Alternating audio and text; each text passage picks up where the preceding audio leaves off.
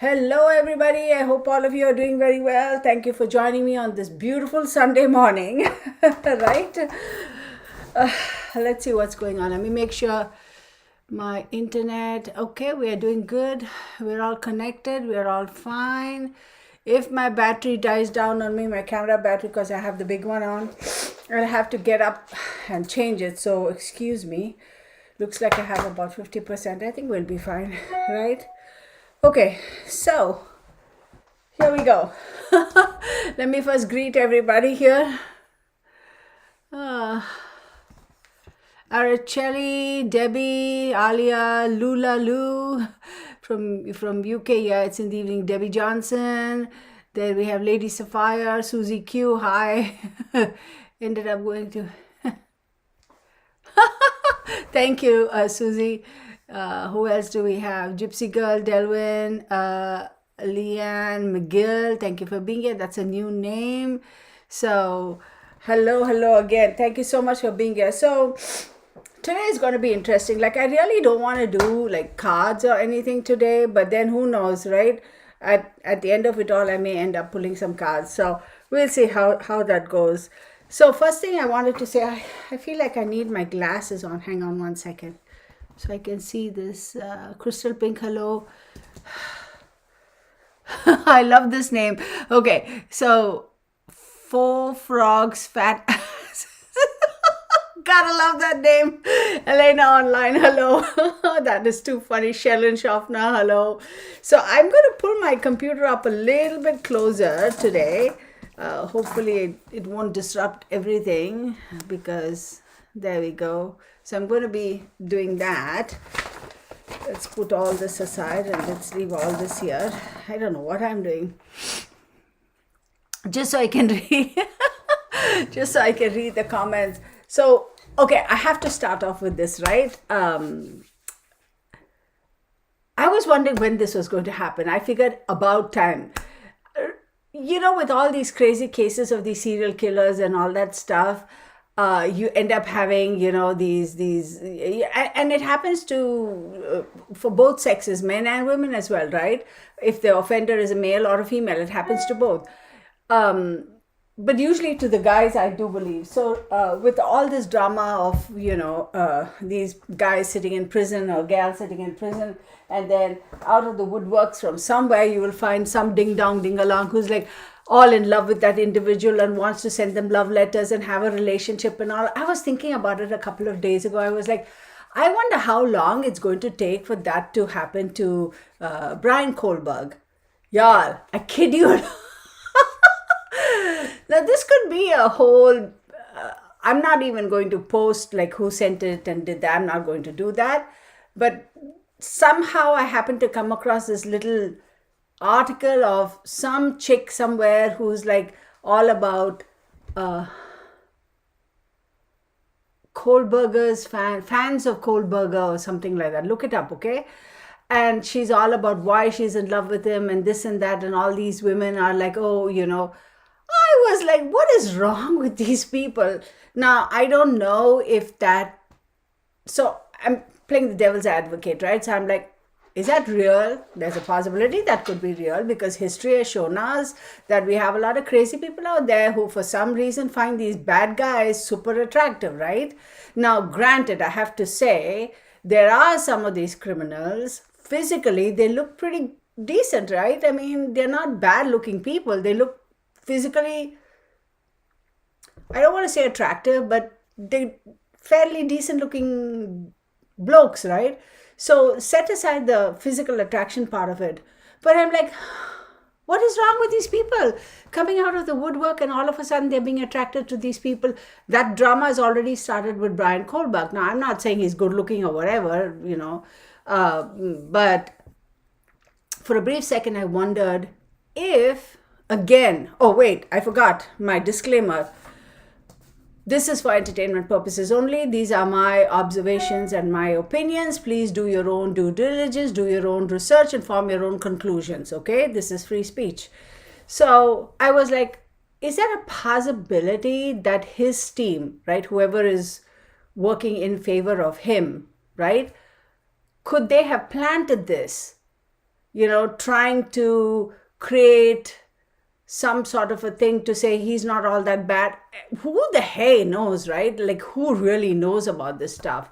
So I was laughing out, and Mark's like, "What's so funny?" And I was telling him, and he was rolling his eyes. He's like, "What is wrong with these people? Like, how do you find, people like that to be attractive, criminals, right? To be attractive." Now, granted, innocent until proven guilty, but on the other hand, I'm more curious to know how desperate are these people that they want to seek these relationships with those who are behind bars, right? So, of course, if you all have comments, do let us know. So a bad boy is one thing, a murderer is a little different. That's so true too. And you remember, I'm just going to read the comments too. Just remember. Pandora Spock says they say he's already getting letters. See, that's what I wonder. It's like, is it planted? You sit behind a computer, you create a whatever persona image. You can do anything, and then sure, if the cops, and if you have the technical knowledge and the resources, you can really trace anybody anywhere in the world, technically, right? So it's so bizarre. Anyway, so just so you know, before I go any further, I want to say this very clearly. If any of you find what I'm saying, what I'm speaking, the subject of this conversation to be offensive, or it's not sitting well with you, or you disagree or whatever, please feel free to bugger off. I don't give a flying fiddlestick. Okay? Like I said, this is for entertainment purposes only. These are my observations and my opinions. And if you do not agree, you don't have to. That's totally fine. Just bugger off. But don't be leaving nasty comments, because I'm just going to erase your comments, okay? We're just having a conversation. And not everybody has to agree with me. I don't have to agree with everybody. It is what it is, what it is. I'm going to be talking about a lot of subjects. So if you are above the age of 18, and if you're an adult, only then are you welcome here. If you are not an adult, bugger off real quick, okay? All right, so we're going to talk a whole bunch of stuff here. So let's move to another drama that's going on for us here in the United States, with all this stuff that's going on at the border and all that stuff. Now, we know to a large extent, politics plays a big part in all this, right? We know that. And we talk about trade, embargoes and, all that stuff that goes on behind the scenes. I've always wondered, why is it that the United States has been, let's not get into the Republicans and they're all a bunch of crooks. Every one of them is a crook. Okay? End of story, my opinion. Why is it that they are not reaching out to the Mexican government or whichever government and saying, you guys need to stop? So this is my understanding of if you're wanting to come to the United States, I'm just going to use the United States, I suppose this applies anywhere in the world, and you are wanting to seek asylum,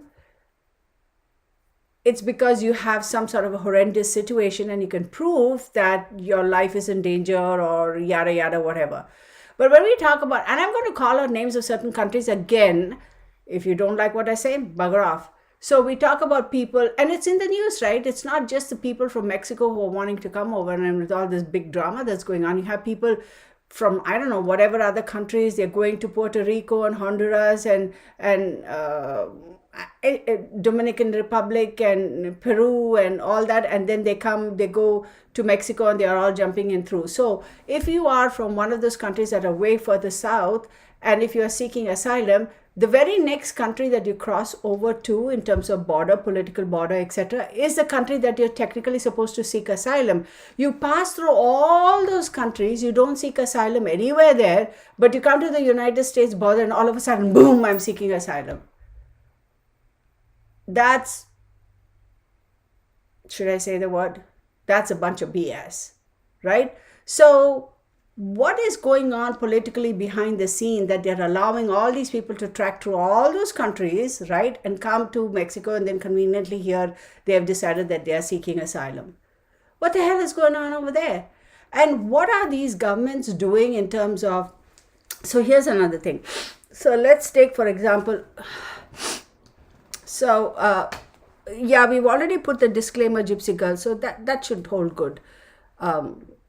Maybe later, sometime 30-40 minutes later, we can add another one, just in case. So my thing is, if all these people, like this mass exodus is happening from those countries over here, well, who's going to be left over there in those countries, right? So then how does that work in terms of the socioeconomic geo balance? Okay, like how does that work?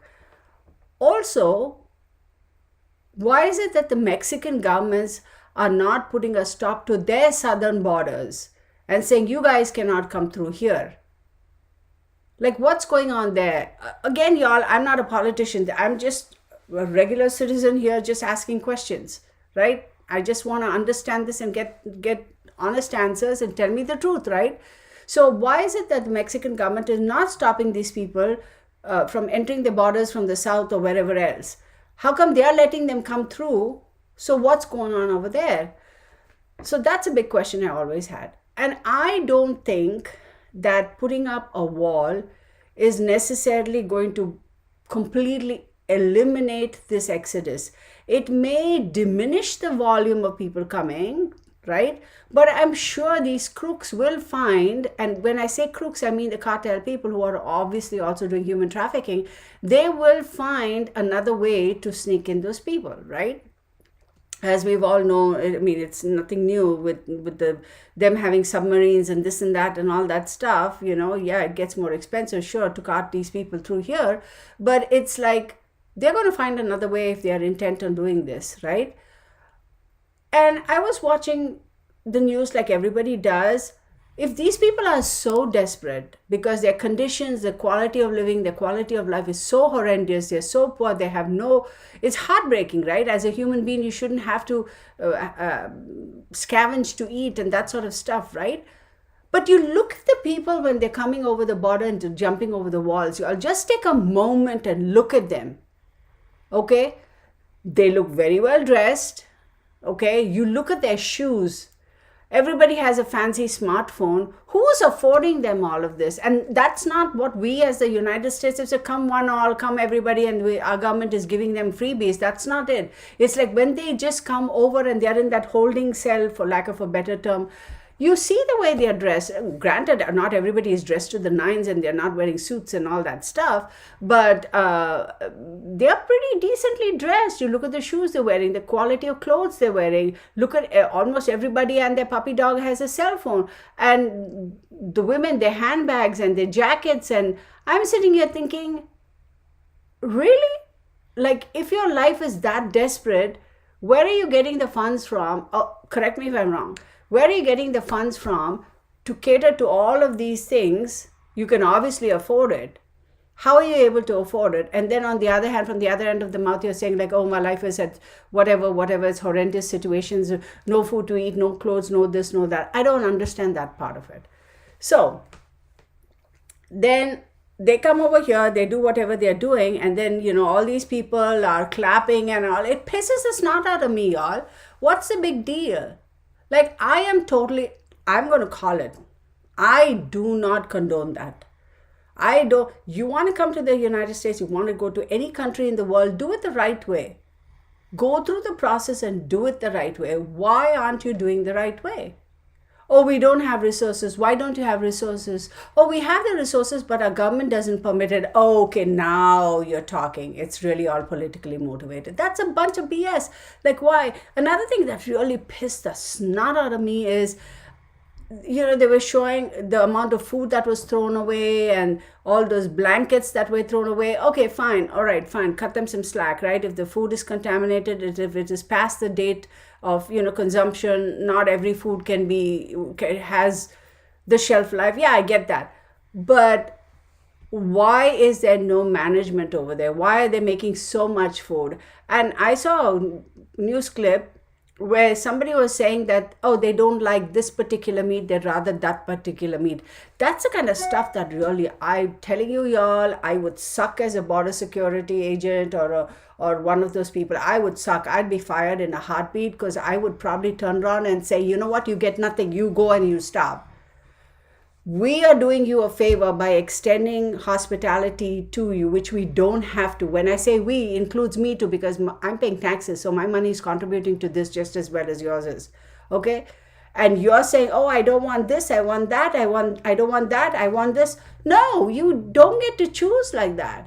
And after it all, there's so much of food gets thrown in the trash. And here we are talking about the prices of food going up. And a lot of Americans here within our country, there's so many people who are living at the poverty. It's not just people. One more thing I want to say. Oh my God, the glasses have come off and I'm going crazy today. Is it a full moon? I don't know. Whatever. When we talk about poverty, oh, look at this country in Asia, look at that country in Europe, look at this country in South America. Y'all, let's all wake up and open our eyes really wide and look at what's going on within the United States. Are you telling me that there's no poverty here? There is so much of poverty here. Why is it that we choose to ignore the poverty within our own boundaries, but we're all the time freaking concerned about poverty in some other country? Why? Why? And that's all they show us in the news, right? All the people with cleft palates in Asia, in South Africa, in India, in the northern European states, and here and there, and all you. And look at the state of our own healthcare that we have, or lack thereof, within the United States. Like, how ridiculous is that? And here we have people who cannot afford, to go and pay the prices that they're paying in the grocery stores. Like $100 doesn't get you as far as it did 2 years ago, 3 years ago, right? Yes, on the other hand, we have these people who are in food stamps. That is another thing that pisses this. I'm all over the map. Yes, I'm like a headless chicken today. Keep up with me, okay? Right? So you have all these people who get food stamps, and then you go to the grocery store and you're standing there waiting in line for them to check out, and they're giving food stamps, and you take a moment. It's happened. I've noticed it. And you see the kind of food they're putting in their cards. Like, what the hey? You have food stamps, which means you're on the dole. The government is giving you money to live, right? And here you are piling up your thing with steaks and this and that and all that stuff. And I'm sitting here thinking, wait a second, what's wrong with that picture? Wouldn't you want to stretch your food stamps as far as you possibly can to ensure that you have food for as much as you can? So there's some drama going on there, something nefarious happening there, because clearly you're doing something nefarious to be able to constantly be getting or accumulating food stamps, right? You get where I'm going? It's like, how much are you getting that you can afford to, how far is a steak going to go? And here I'm sitting thinking, what the heck? And alcohol, wine, that's the stuff that I don't get, y'all. Okay, that's the other end of craziness here, right? So if somebody is on food stamps, I personally don't think they should have the privilege of going to a grocery store and giving their food stamps and buying whatever they want. There should be a controlled environment, like a government agency. No, I am not a socialist, so don't get me started on that. Go to a government agency where food stamps, okay, you get the basics. You don't need to be eating like T-bone steak and filet mignon and all that stuff. You get the basics that you need. I'm not saying you shouldn't eat meat, absolutely, but really? Like, how many of us, y'all? Let's take a poll right here. I mean, right? I'm not going to put it like make a poll. How many of us, I like a steak. Heck yeah, I'll eat steaks all day long. But is it financially feasible for the average public, right? How many of us can afford to have steaks day in and day out? Every single day. I bet you're not, we're going to think, oh, wait a second. Cost of meat has gone up. Cost of beef has gone up. Not really feasible, so let me get this. A lot of us who go shopping, we think about these things, right? How many of us actually go to the grocery stores and say, prices no matter, let me just pile on. I'm not talking about just people who have average income or the middle class, even the wealthy people. How many of them actually say, prices no, whatever. I'm sure there's a certain percentage who don't give a flying fiddlestick. But for the most part, the average public, right, the majority of the population, you think about these things, right? You want to make sure that the bills can be paid, etc., etc. And here you are, these people who are on food stamps going and buying alcohol and wine, and you look at their grocery cart, they're not buying the house brand, they're buying the brand, and we all know that the brands always cost more than the house brand. I don't get that. I just don't understand. Why are we not like, and then on the other hand, the government is saying after a certain period, number of years, Social Security is going to be gone because they're bankrupt. You work all your life, you work your freaking ass off, right, to the bone, cutting corners and saving and this and that, and you pay into Social Security, and these bunch of lying, scheming doofuses, they piss away our money, which is the government, they piss away our money, and then they say, oh, sorry, we're out of it. You're not going to get Social Security after X number of years. There's going to be nothing in Social Security. Like, so those who have really worked hard, who've cut corners, who didn't go on the holiday they wanted to go, who didn't go on that vacation they wanted to go, who always went to the thrift store and bought clothes just to save money so they will be able to have enough money to live on their retirement, right?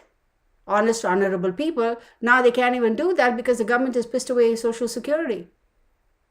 So we can't even manage our own freaking bank checks. We want to go and welcome people from other countries and say, come one, come all, we'll take care of you. What the effing shit is that? I don't get it. It pisses the snot out of me.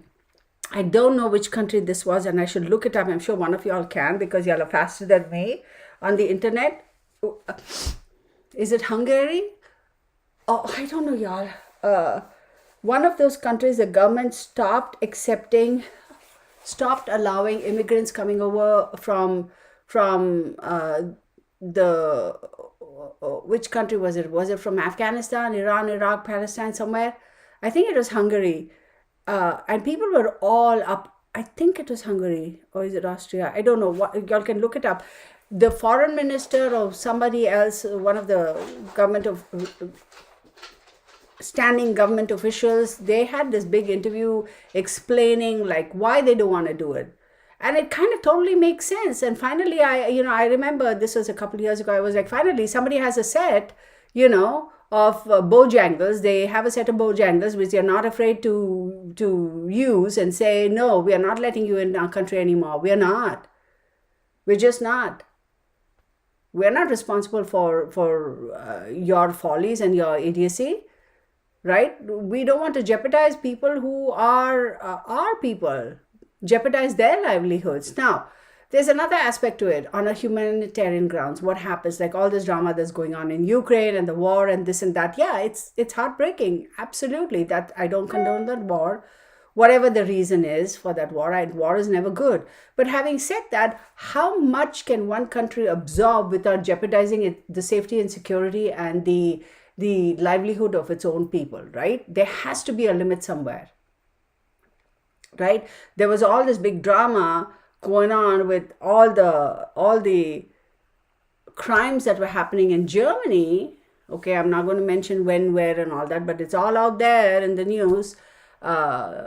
Sexual offenders, and most of them, I'm not going to go into percentages because y'all can all look it up for yourselves, were these people, immigrants who are coming over from other countries.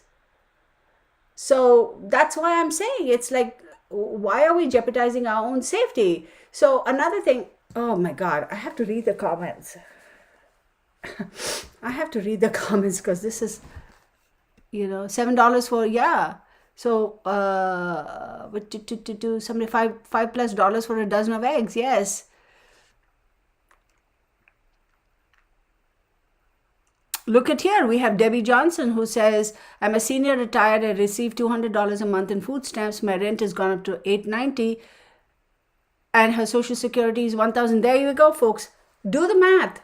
So why are we not taking care of our own people who have worked their butts off to pay for all of this? You're taking it away from them, and then you're giving it to all those other people.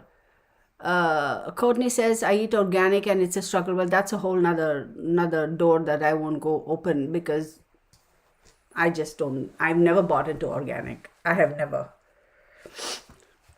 That's my, Courtney, don't get me wrong. I mean, to each his or her own. I just never bought into the whole organic stuff. So, Exactly. Here we go. I can't eat. We're talking about steaks. I eat chicken and pork. Yeah, it's just ridiculous. It's just crazy. So Delvin Head says in New Zealand we don't have food stamps. We have the benefit, which is welfare, and people do the same here, buying one energy drink instead of exactly. I don't get it, y'all. It's ridiculous. So I'll tell you a little thing that my personal experience, right? So I don't give money to people who panhandle and all that. I don't just blindly pull up there and say, oh, you're panhandling. Yeah, you. Listen, you have tattoos up the yin yang, okay? Now, hear me out. Not everybody who's a panhandler is what's the word? Some of them genuinely, I've fallen into trouble. I get it. But the sad part is the fake ones, they're the ones who are ruining it for those who genuinely need help. And that applies across the board. I don't go and just blindly give them money. I look at the way they're dressed. I see what they're wearing, their shoes, their clothes, their shirts, etc. Does he have a nice looking chair that he set up over there? He's got his own little kind of a station over there. How well kept does he look or she look? I don't just blindly give it. And if anybody even vaguely looks like they are using drugs or whatever, slam dunk, that does it for me. I'm like, nope, you ain't getting 1 cent from me, not 1 cent. End of story. I'm very, very particular. When I was working for a particular company, there was a whole bunch of stuff that happened, drama and we would have these people who were, under the influence of not drugs, basically druggies coming and doing crazy stuff and stealing and this and that. And I many a time have interacted with the police department and called them and been responsible for taking care of all the whatever and the formalities and the paperwork and all that. And I wouldn't even bat an eyelid. I would say no. And the cops would many a time ask, do you want to press charges? I'm like, I don't want them on my property. You ensure that they don't, whatever the legalities of it. And I remember one time I got so annoyed. With this lady. She was about 34, 35 years old, and she was wearing nice clothes, but you could tell she was a junkie, right? So she must have stolen the clothes or not. I don't think she could have worked to pay for it. And I was really, really mad. I was so upset and, just frustrated because it's just ridiculous. Waste of man hours. We're wasting our time running after these fools, trying to constantly coming and stealing from us, that sort of stuff. And one of my coworkers, she was like, you might want to soften down. And I got so riled up. I turned and looked at her and I said, what do you mean you want to soften up? No, I'm not. And then subsequently she told me her story. Her daughter is a full-on in and out of rehab, gone to jail, come back, this and that, all about drugs. Now here, I'm not going to mention this person's name, but I will say, I was like, oh, okay, I get it. That's why you're sensitive to this. Because it's your child. I get that part of it. But here's what ticked me off. Subsequently, another co-worker, we were talking about it and she said, do you know the stuff that she has done for her daughter to get her out of jail many a time? They do the pee test. This co-worker of mine has given her pee to be tested just so to ensure that the daughter doesn't go into jail. That's the kind of stuff that pisses me off.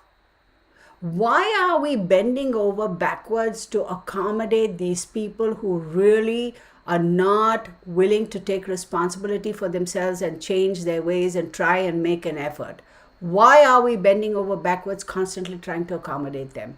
Now, I will tell you, unfortunately, there are a lot of cases where they go in for surgery and then they get prescribed drugs and they kind of get addicted to pharmaceutical medicines. That's a whole nother ballgame. This doesn't apply to everyone, if you know what I mean. But those who, for no apparent reason, just get into drug addiction, there's so many people who have been abused as a child, who've seen unfortunate situations, who've gotten into accidents, this yada yada, lost their job. Not everybody becomes a druggie. You know where I'm going with this? So my thing is, we have to stop at some point in time to stop accommodating these people. I just don't, y'all. I will not give money to anybody who I feel is vaguely under the influence of anything.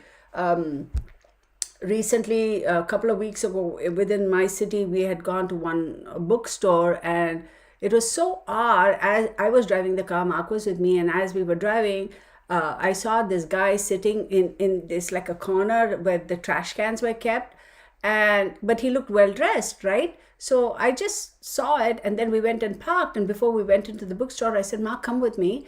And he's like, where are you going now? So I said, come with me. So we went to this guy, and I said, hey man, and Mark, obviously, he's like, hey man, are you okay? You know, is everything all right with you? Do you need help? Because he looked well dressed, and like he had just kind of either collapsed or fainted or whatever. And the first thing I noticed, because we are so, he was wearing this like a t-shirt type of thing. I was looking at his hands to see if there were any track marks, because if there were any track marks, then that's a whole nother ball game. He looked fine. And so he was like, yeah, I'm okay. Thank you for asking. And then I was like, no, there's something off. Well, come to find out, he was an employee in one of the other stores. His sugar level had fallen all the way down, and he didn't have anything on him to normalize it or bring it up.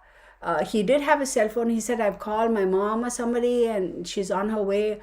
So the moment he said that, immediately we were like, okay, what do you need? Okay, I need some sweet. We don't carry sweets and sugary drinks in our cars, so thankfully we were able to go across, these big mall type of places. You have Mark ran and got a Pepsi and gave it to him, and he was fine. So there are genuine cases like that. But on the other hand, you have these people who are just well dressed and who just stand and in the crossroads, and she's pregnant, she's got 2 kids and all that. How, like, no, it doesn't happen. You can clearly tell you shouldn't be panhandling. You have no need to panhandle. You just need to get your sorry ass to a job or to a company where they're willing to give you employment and work. You don't want to do that, right? But then you look at them, they have their nails done, they have their hair done. How the hell can you afford all that if you're just panhandling and you can't make ends meet? I don't get it. So another thing I was going to say, I'm ranting. Today's the day for me to vent, right? So let's see. Yeah, that's right. Ladies Fire says it. You help when you can. At the end of the day, you have to let them sink or swim. You can only do as much as you can. Abuse is no excuse. At some point, we all grow up and face our own demons. That's so true too, right? Um, it's a very unfortunate. A lot of parents are kind of enablers, absolutely, and that's the part that, oh no, my son couldn't do that. Oh no, my daughter couldn't do that. Yeah, stop. Right? So another thing I was going to say, I obviously I'm from California, so I still have some sort of I've been in Texas since 2015, but still, California, there's a special place, right? The California I know, not anymore. I think I left just before the shit hit the fan, right?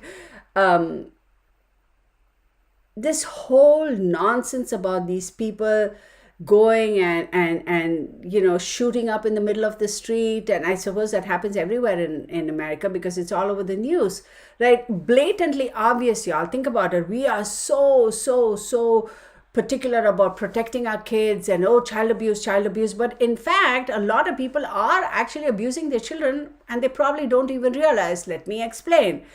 So I almost fell off my feet.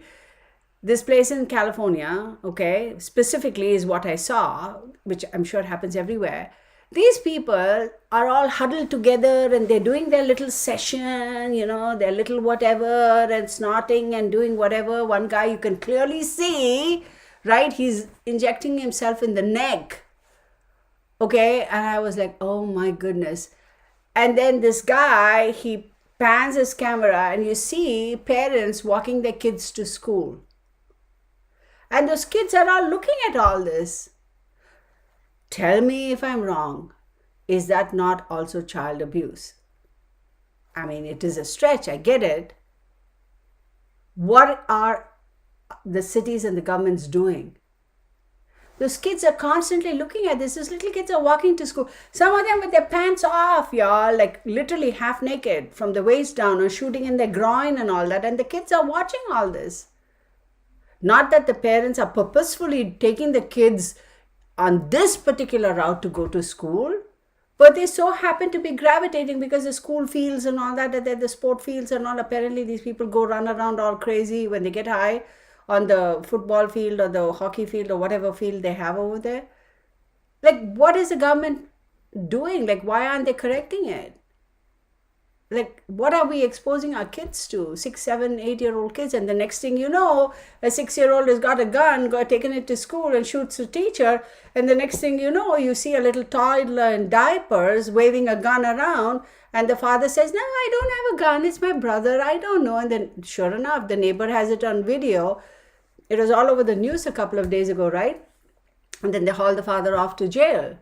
The child actually has I'm sure you'll have seen it, has a gun in his hand. Now, I don't know much about guns. It's either a rifle, which I think the big one, long ones, or a handgun, right? I really don't know anything else beyond that. I'm like, what if that child, is curious and turning and look and shoots his face off and he dies? Okay, fine, sad, unfortunate, but which is even worse? What if that child shoots himself, okay, but doesn't die, ends up being a quadriplegic or paraplegic or whatever for the rest of his life? Do they think about these things? Who pays for that? What happens to the quality of the child's life? I don't get it. I just don't understand. Like, what are we? I really, really, really have said this. Like, okay, your amendment, your rights as a citizen, you should be able to protect yourself and your property, all that, I get it. But I truly believe they have to come up with stricter gun laws. Really. You have to have a psych evaluation. There has to be a background check. It's not like you're 18 and you apply today and you get your license tomorrow, and day after you can go buy a gun. I don't think that is required. I don't think we should be so free about these things. And why should a person, what is the need for a little old John Doe or Jane Doe? What is the need for him or her to have a AK-47 when you live in a single family home in the middle of the city and you have, like, what is the need for that? Like, seriously, what is the need for that? If you make it available to decent Jane Doe and decent John Does, meaning people who are like, no criminal background, if you make it available to them, automatically it's going to fall into the wrong hands also, because what if there's a home invasion and they steal the guns and the gun is lost and some other guy takes, it's weird. I don't get it. Why aren't they bringing up any stricter rules? Like, if you have a plantation or not a plantation, what am I talking? If you have like a agricultural land or acreage where there are animals that could come and hurt you and harm you and whatever, having those big weapons, I suppose, will help to protect yourself. But if you're living in a single family home in a development like this urban area, what's the need for an AK-47? If you really want to protect yourself, could you not protect yourself just as well with a smaller weapon or whatever? Then again, I don't know much about weapons, so I don't know that sort of stuff, right? Let's see. YouTube is my therapy. Oh, I love that name. Welcome. This is the first time I'm seeing you here, which is fine. But why do other people get so much benefit and they didn't work? Exactly. Isn't that crazy? Isn't that just crazy that it was all on the news, right? When they're being, where they're not being accommodated in hotels, and they were given cell phones and some $400, and what the hey? Like, I'm paying taxes, and part of my tax money is going to these people who I don't even know, who are probably going to turn around and do something stupid that they shouldn't do because they don't necessarily appreciate, a chance to make a good life. I'm not saying every one of them is a criminal. That's not what I'm saying. Okay? Here's another aspect that really, really got me off. You all know that I was diagnosed with having lupus, right? And I had a big old scare a few months ago that I was like, this is just crazy. So I'm going to talk about this now. I did not know that tuberculosis, there are different forms of tuberculosis. I don't know. I'm not a medical practitioner. I don't have a medical background. My experience, okay? These are my observations, my personal experience that I'm sharing. Do your own research, do your own due diligence, form your own conclusions.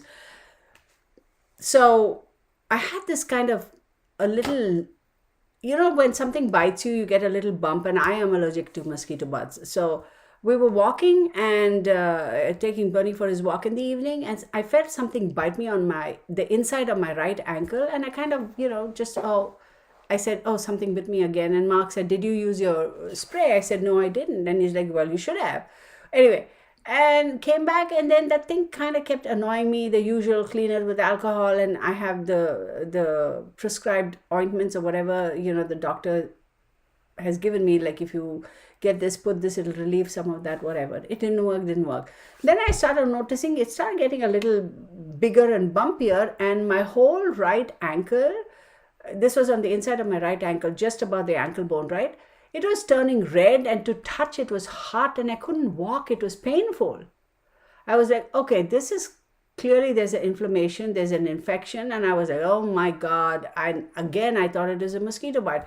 I go to my general practitioner, and they gave me some ointment. They said, try it for a couple of days. If it doesn't, and they gave me cetrizine or whatever, antihistamine, and it did not work. And then when I went back, they said, you better go to your skin doctor or your dermatologist. So I go there, and then she does whatever she does, and she does a little, what you call, a biopsy type of a thingy, and she goes, before she did the biopsy, she said, Kirtana, I'm afraid this could be tuberculosis. And I'm, what the hell? My chest is clear. Like, initial reaction, I can speak, I'm not coughing, I'm not out of breath, I'm fine. And then she's the one who explained to me there are different kind of TBs. And then she said, you have lupus, your immune system is already compromised and weakened. It's very easy for you to get it. And FYI, she wanted to get me tested for TB, right?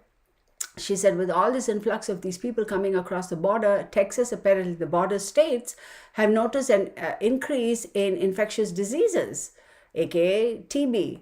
I about flipped, yeah. And I said, look, doc, I work out of the house, except for walking the dog, and it's not like we mingle with a whole bunch of people, just Mark and I.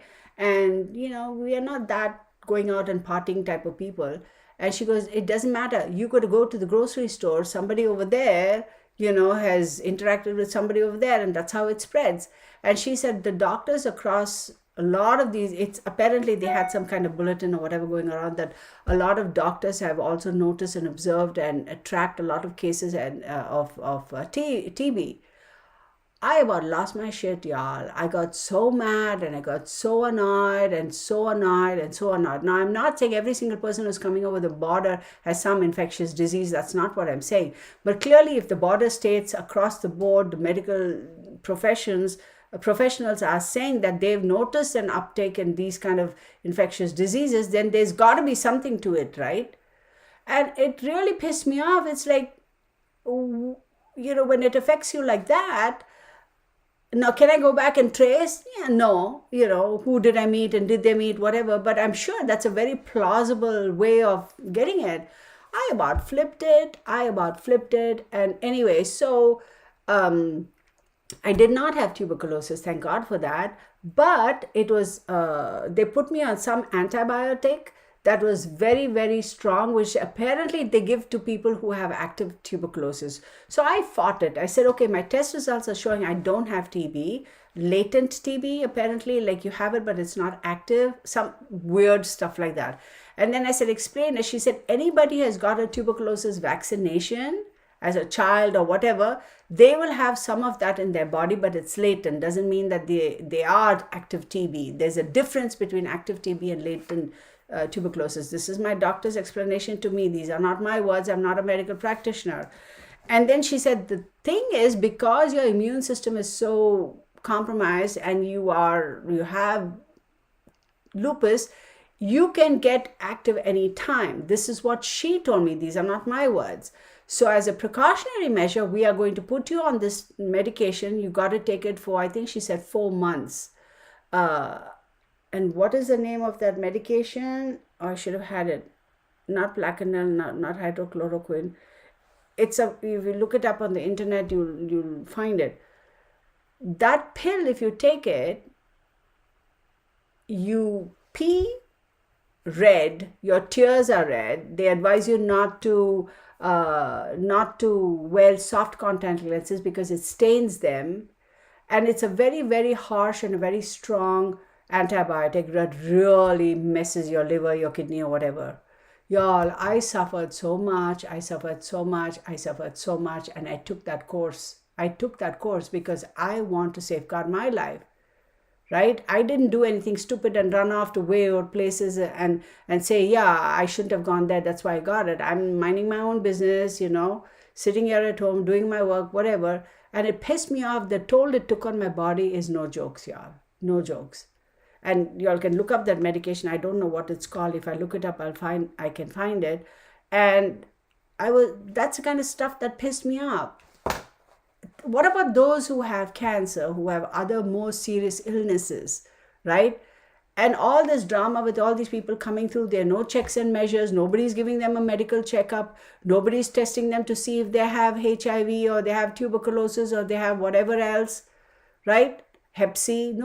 Those are all contagious, right? You can spread it. Nobody's checking all that at the border. They're like, yeah, come on, come on. We'll give you a cell phone. We'll give you $400. We'll put you up in a hotel. You get warm food. And if you don't want it, throw it away. That's fine. We give you blankets. We give you clothes.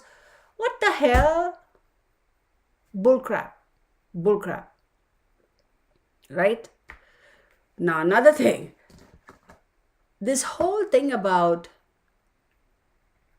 transgender and assigning genders and him and he or they and them or she and her and oh my word, oh my God, oh my God. Look, as an adult who is very much cognizant of the decisions you're making in your life and you voluntarily choose to go get your gender reassigned, good for you. If that is going to make you happy, go for it. Have at it.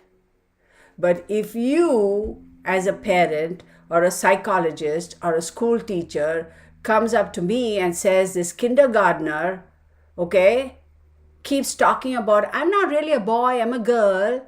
And the next thing you know, within 2 or 3 months, they've already taken this child to the doctor, to the psychiatrist, whatever, and everything is fast-tracked. And before you know it, they're already giving them all kinds of hormones and transitioning them. That I don't accept. And they're doing it. They are doing it. Watch the news. There are people who are coming up who are actually suing the government, suing the doctors. This young lady is suing her parents even. It was all over the news. Why did y'all fast track me? Why? Look, y'all, I grew up, my generation, most of us cousins, we were more boys and we were 3 girls and the rest of them were all boys, extended family. We used to be tomboys. I mean, play with the boy because you're going to play with your peers, right? That doesn't mean that, oh, I wanted to be a boy. No. How do you... Just because your child wants to play with a let's say, for example, let's play this scenario. You have 4 kids in the family or any number of kids. 2 of them are of one sex. Let's just say 2 daughters. The first 2 are the daughters and the third one is the son. So naturally, the son is going to be exposed to the way girls are growing up and, that sort of a thing. And sees these girls getting all dolled up and, that kind of a thing. That doesn't mean that, he also wants to become a boy or he should also become a girl. No, let the child grow up. Let the child grow up to be an adult and do your... analysis, your evaluations and go through a period of time to make sure this person really wants a gender change. Like before you say hee-haw and sneeze or whatever or wipe your ass, this is gender change surgery is already done and they've started off on that process and the next thing this poor person, individual is stuck in the middle and not even understanding what happened. These 11, 12, 13, 14-year-old kids. A lot of these kids think it's a big thing. Oh, it's going to make me happy. Well, does it really make you happy? Now, granted, some people really does make them happy and whatever, but why are we insisting that a 4-year-old, 6-year-old, 5-year-old child is just because says, oh, I want to be a girl, really wants to be a girl. Oh, I want to be a boy. I really want to be a boy. Like, what the hey? I don't get that. Why is the government giving permission? Why is the medical fraternity allowing these parents to do this to these kids? Why are these doctors going through these processes? Do they not have children? Would they do this to their own children? I think every one of them should be held accountable. If a person is genuinely showing a leaning towards gender change, I think they should put them through a period of time of counseling, say 2 years, 3 years, 4 years, and they should only start it after they've become 18, because legally 18 is the when you become adult. Although I don't think the human brain is fully developed until you're 24, 25, and sadly, unfortunately, a lot of adults, it looks like their brains never develop because they want to be in that buffoonery phase forever, right?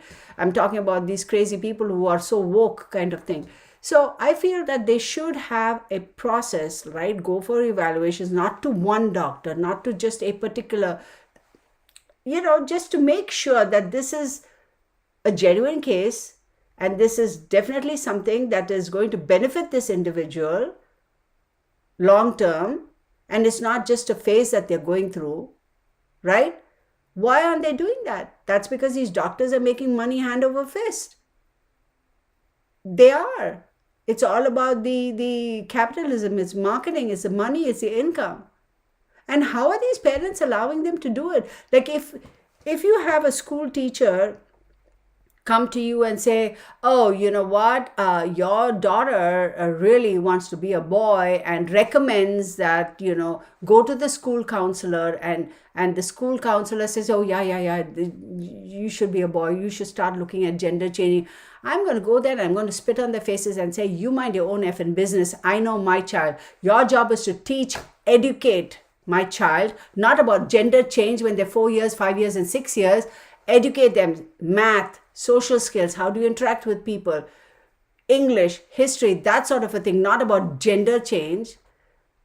Oh, that'll piss me off. I'd be crazy, y'all. People have to hold me back. What right do they have to make that decision? Let me ask you this question. Is a kindergarten teacher qualified to assess the gender intentions psychologically of a kindergarten student? And what is that qualification? Please show me, please explain to me. A young girl, I'm just using a girl, right? She goes to school every time for her birthday. She's wearing all this nice stuff, and oh, this is for my birthday, whatever. You know how boys also do that, right? I mean, I got this for my birthday, or my dad got me this shirt or this hat or whatever. And this little child, her peer, who happens to be a male, is constantly saying that child is getting more attention. Somewhere the child is going to figure out, you know what, maybe if I'm a girl, I'll get that attention too. Do people think about these things? Why aren't they doing anything? Oh my God, I can't believe it. What is this country coming to? I just don't get it. We're really looking... I feel like America has lost its soul, right? It's like we're just floundering around. What is the rest of the world thinking about us with all this buffoonery that's going on within our country? This is just ridiculous. Absolute ridiculous. I don't get it. I have to look at the messages. Wait. Prairie says here. They are not qualified. Absolutely not. Yeah, they don't even know. It's like crazy. I'll tell you this, y'all. So as kids growing up, right, whenever summer holidays came around and whatever, all of us, a whole bunch of grandkids, right, we are at grandparents' places or whatever. It's like, okay, we're wearing a dress or a t-shirt or whatever, and then, kids drinking. Oh, we want to hurry up. I run into the kitchen because, it's 10 o'clock. You have to have your juice or drink of water. And we are so excited because we don't want to miss out on any of the action outside. We drink that water or whatever, and we spill it all over ourselves. And then we want to dash out, and an aunt or grandma or mom or somebody says, come here, you can't go out wearing that wet, dirty shirt or whatever.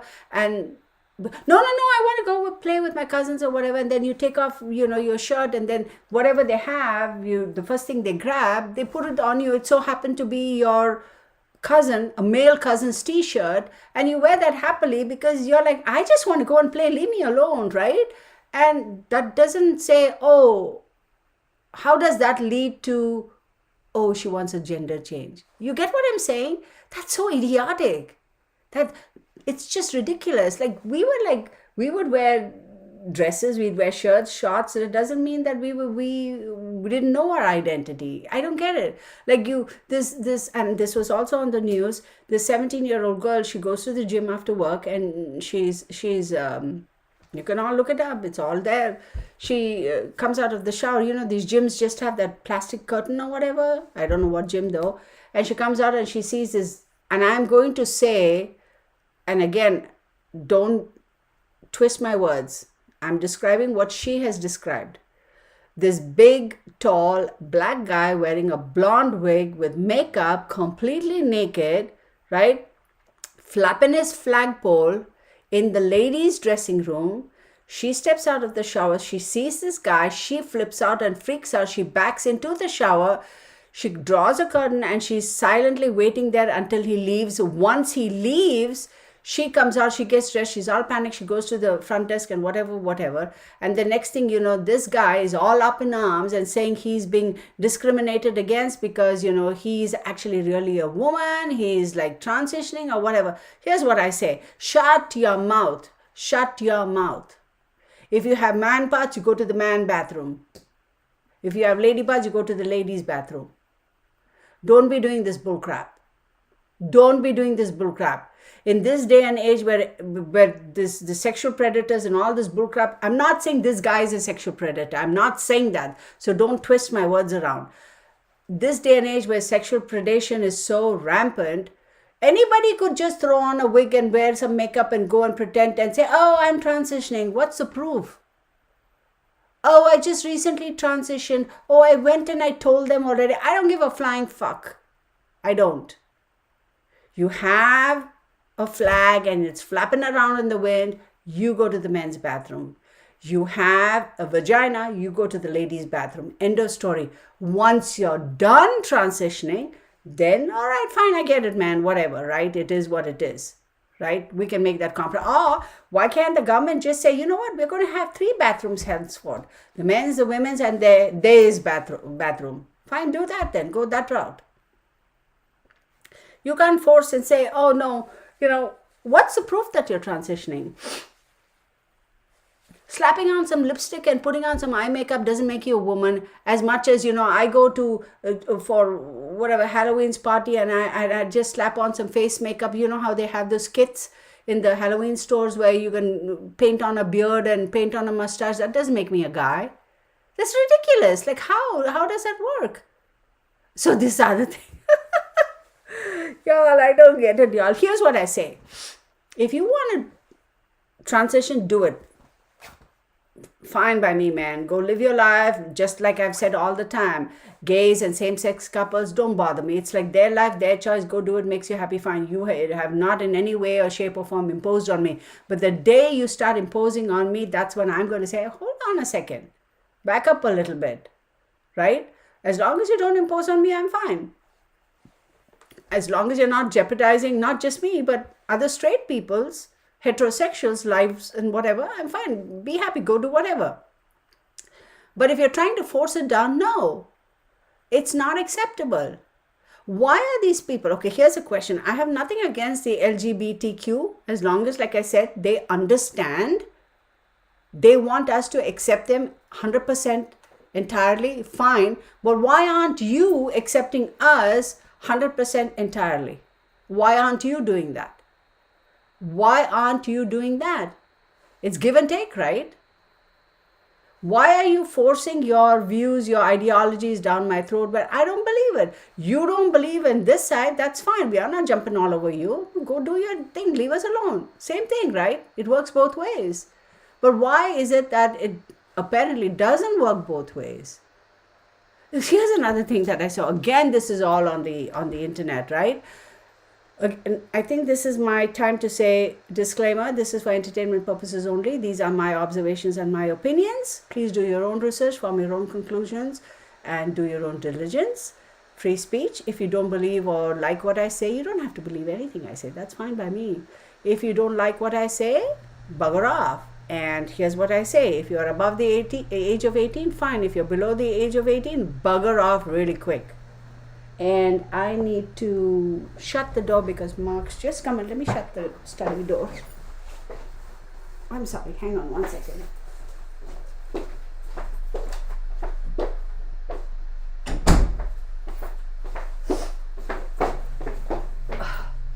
So here's another thing that I saw, y'all. So this person, somewhere on TikTok or somewhere, this the idiocy, the lunacy. This person has posted that went to the doctor for, has gone through the whole process of transitioning or whatever surgeries they do or whatever, goes to the doctors and then asks the doctor that this individual, now see, I don't know whether to call him him or her, or this individual, let's just say that he's got his penis removed surgically, and he goes to the doctor and he says he wants a pap smear, and the doctor says you can't get a pap smear. So this person is all up in arms. What do you mean? And the doctor says you can't get a pap smear. You can get a prostate examination. And this person openly is saying, I did not know that. Let's stop for a second. You doofus, goofus, magoofus. That right there clearly tells me you did not think this through. Would you not do your research until you're like researched out before you make such a huge decision to lop off your penis? Would you not do that research? I'm sure YouTube is going to flag my channel and not monetize me, but I don't care. That's considering how much I earn on YouTube. But because apparently there's a whole change and you can't use this word and that word and oh my goodness. So why would you not research things through? If you had done your due diligence and if you had done your research, you would know that just lopping off your penis does not make you a woman. Again, I'm not a medical professional. Maybe they can do something to give you a vagina or whatever, but yeah, you can get a pap smear, yo. That's not a vagina you were born with, that was created. So what pap are they going to be smearing? Somebody tell me. I know that sounds, there's no other way to explain it. I just don't freaking get it. Why the heck wouldn't you do your research? How idiotic you sound coming on and saying these things. That goes to say you didn't think this through. And this individual is all up in arms because the doctor gave this individual a prostate. Yeah, you have prostate glands, you doofus. So yes, that's what you're going to get. Okay, I don't get it. So this other person goes on and is all up in arms. So says, it's again all over the internet, right? So this person says, FYI, men are going to be more interested in me because even though I have transitioned, because my vagina costed me $35,000, which is created to perfection, and yours is natural, which is not perfection, and some bullshit like that. I'm sitting here thinking, oh my God, oh my, please, baby Jesus, beam me up. Don't. I still want to be on earth for a little bit, but beam me up, Scotty. You know what I mean. I don't get it. How? And okay, so let's dial back. Okay, fine. You know what? You paid $35,000 to get your vagina. Happy, great, celebrate. FYI, you still can't get your pap smeared. You know that, right? You still won't get a period. At least I think you won't, right? Again, somebody educate me over here, inform me over here. That's fine. But think about these fool-all people, the opposite gender, because now this person is technically a female because he or she, this individual has a vagina. The person who wants to interact with them, wants to have intercourse with them, are they really gravitating towards you because your vagina costs $35,000? If yes, then what is the quality of life and how shallow can you get? If no, go for it. Have at it. Do they really care? Whether it costed $35,000 or whether you were born with it. Am I making any sense? I don't understand these things. I don't understand why Yes, we are 2023. Yes, mankind evolves, the human race evolves, societally at least. But I feel like this is evolving to a point of no return where it's just like all downhill from here. It's all going down. This is the kind of stuff that bothers me. It's like they are coming and posting. Okay, social media, it's a platform, free speech, I get it. But please, where's a class? Go, you want to transition, do this. What is the need? So here's what I'm saying. If you were an individual,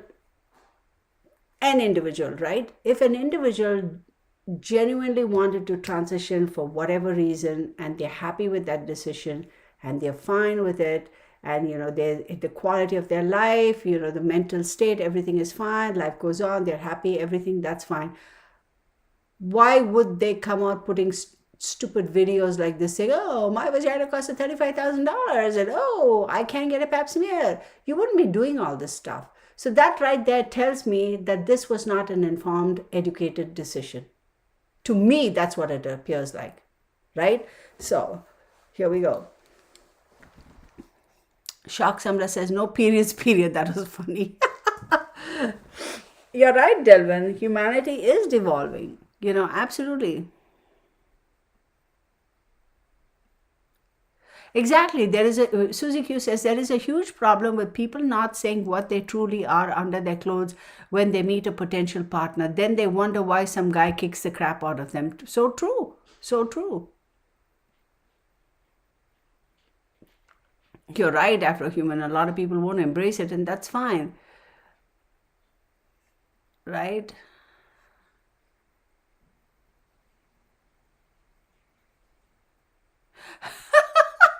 Courtney, your comment. She goes, wouldn't hit your spine doing the nasty. Does it even feel good? Yeah. Okay, Delvin says, in my apparent ignorance, I assumed before gender reassignment surgery, one had to have a lot of psychological appointments for lack of a better word. Yes, but the problem is they're fast tracking these cases.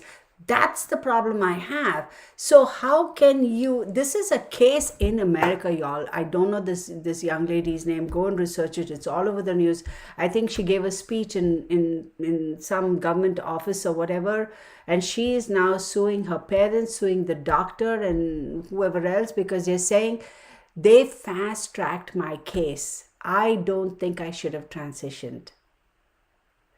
They fast track it. When a child, where your brain is not fully developed, and the child comes to you, say, Mama, I want to wear my brother's jeans, and why can't I wear jeans, and why can't I wear whatever, the cowboy boots or whatever. Yes, you get cowgirl boots too. That doesn't mean the child wants to become a man. The child probably is looking at the brother and saying, I can wear it, I want to wear it too. How do we just assume that means that this child wants to become a guy or a girl or whatever, change the gender? And at that age, isn't our responsibility as parents to nurture these children and make sure they're safe, and any decisions they make are going to be informed, educated, completely thought out decisions, right? We don't give our children the keys to a car to say, go get your driving license or whatever until you're 15, 16 years old. And here we are, letting an 8-year-old or 9-year-old child transition, allowing that to happen. Think about that for a second. Think about that second. Right? Like, you got to be 21 freaking years to go and buy alcohol in a bar or a pub, and yet a 14 or 15-year-old child is allowed to transition. Why? Which is the bigger evil?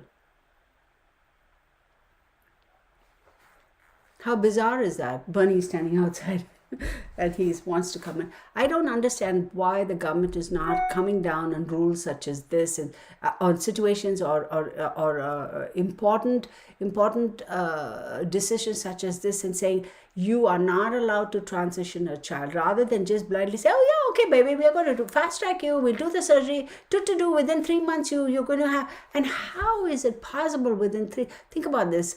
Let's say, for example, again, bear with me, okay? Thyroid. I was diagnosed as being hypothyroid. Duh. So you take thyroid hormonal supplement. It's easily managed, and yet a lot of people have hypothyroid or hyperthyroidism, right? So think about that.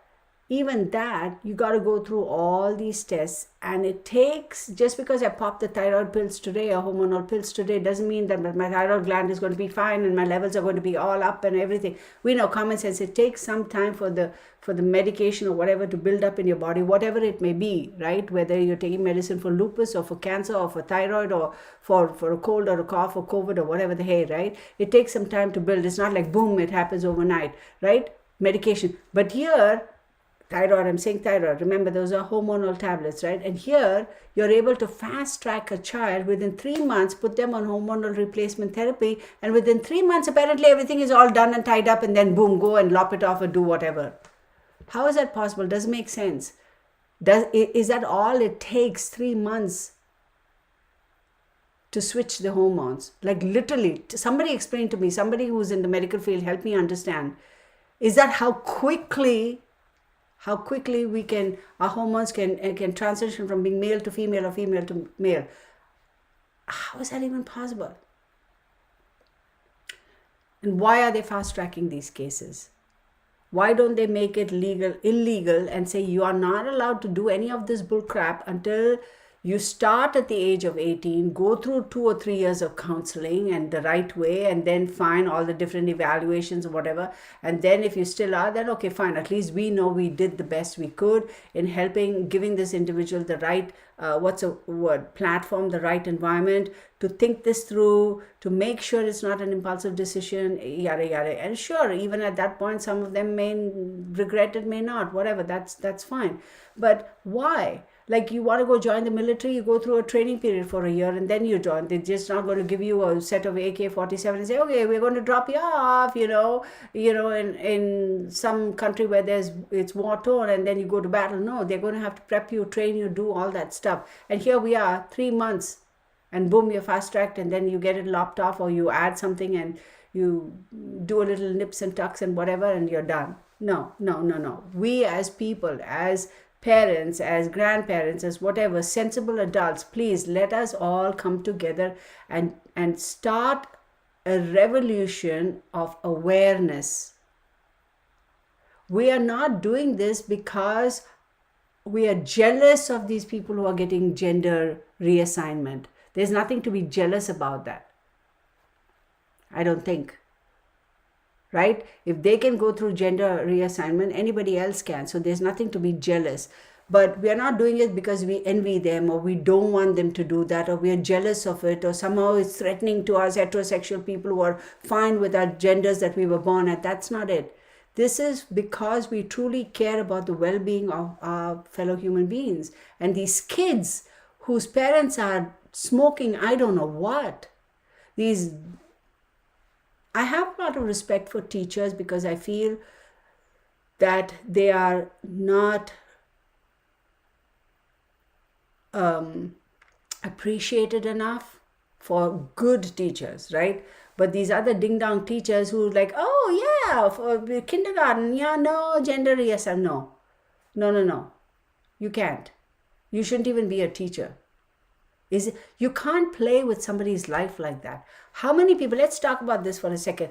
Oh, they're talking about all these kids who committed suicide because they were not happy with their gender. Yes, it's very unfortunate. That's the sad part. Those are the ones who are not getting the help they should have gotten. Let's ask, how many people who have gone through this whole process of gender reassignment are truly, truly happy and living their best life ever? What percentage of them are regretting their decisions? Y'all just go look it up on the internet. There are enough and more people who are advocating and saying, please don't do this, I regret it. Why does the mainstream media talk about these things? Isn't that enough for us to take a step back and say, oh, wait a second, we need to rethink. This is not something, it's like, oh, you know what, I want to have mac and cheese. Oh yeah, fine, I'm done. No, I want to have, scrambled eggs. Oh yeah, that quick, within 2 minutes you change everything and it's all done. No, y'all, no.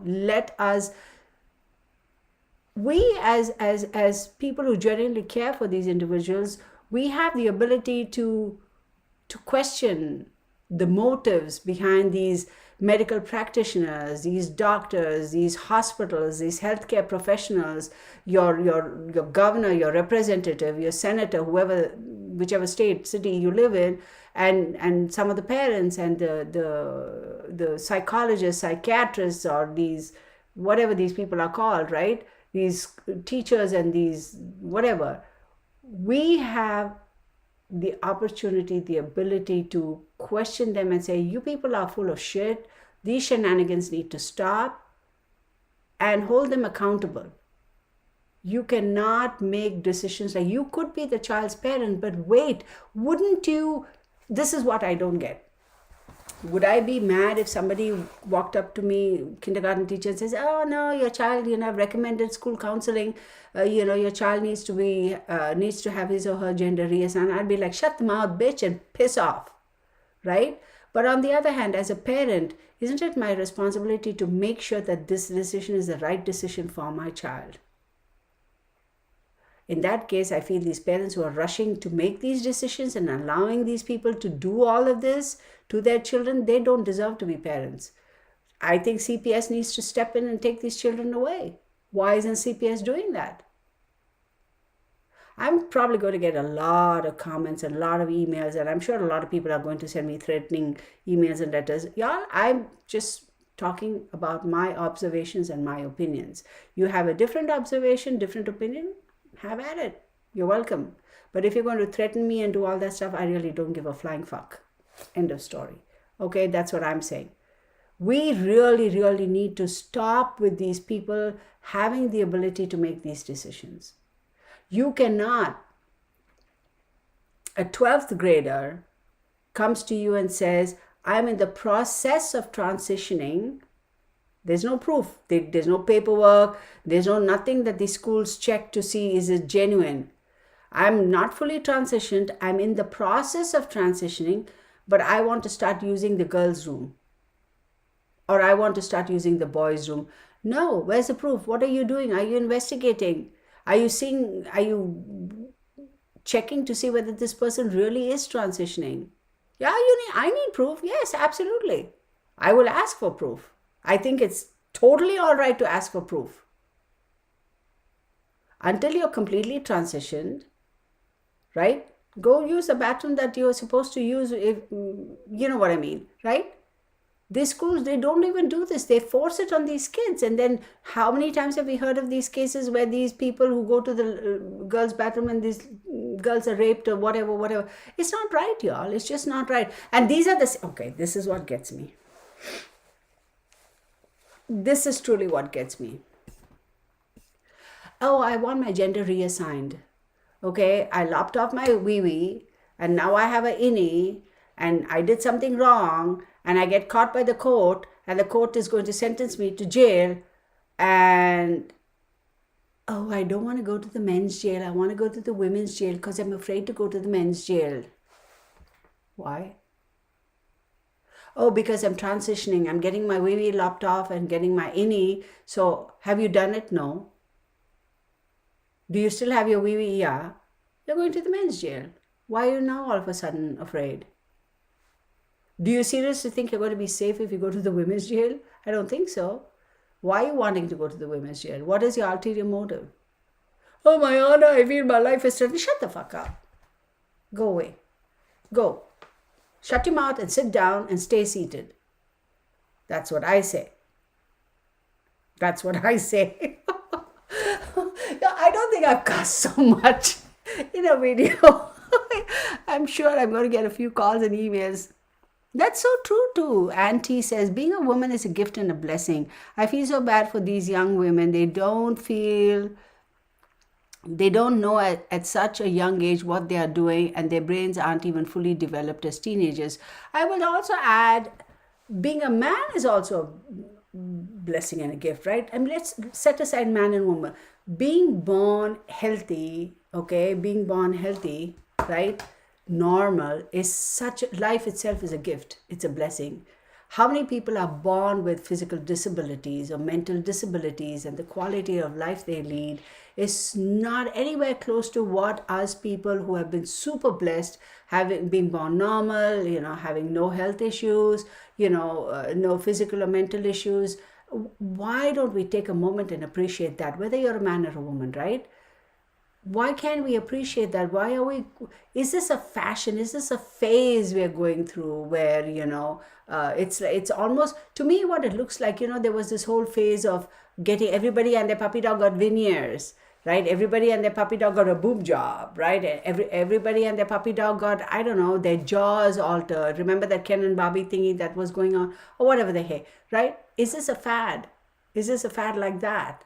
I don't get it. And then you had the Brazilian butt lift. That's fad is over. Now they're all taking off, trying to reduce their butt sizes or whatever. This is freaking ridiculous. So if this is a fad, right? Obviously, the people who did this, opted for this because it was a fad and they got suckered into that, they're going to regret it. Now, here's another question. How much do these surgeries cost? Right? First question. Who is paying for these surgeries? Who is truly paying for these surgeries? I feel that I have also contributed to their surgical thing because they are probably on whatever government healthcare, whatever. So a lot of people who are paying into that or contributing to that are probably paying for some of these surgeries too. I really want to know. I really want to know who pays. Show me proof that you paid for this surgery out of your hard-earned money. Oh, if you did, way to go. Good for you. I'm happy for you. You're financially responsible. Awesome. But if your surgery or your process was paid by the government money, I'm going to get my knickers in a twist then. Because I'll be like, no, wait a second. No. You're bankrupting Social Security, but you're paying for this nonsense. No. Not happening. No.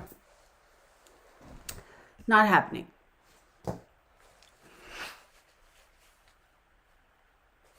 Hey, Karajas, good to see you. Good to see you. Oh, no. See, Afro-human, I get what you're saying. Okay. See, this whole thing about the CPS. Yeah, I get it.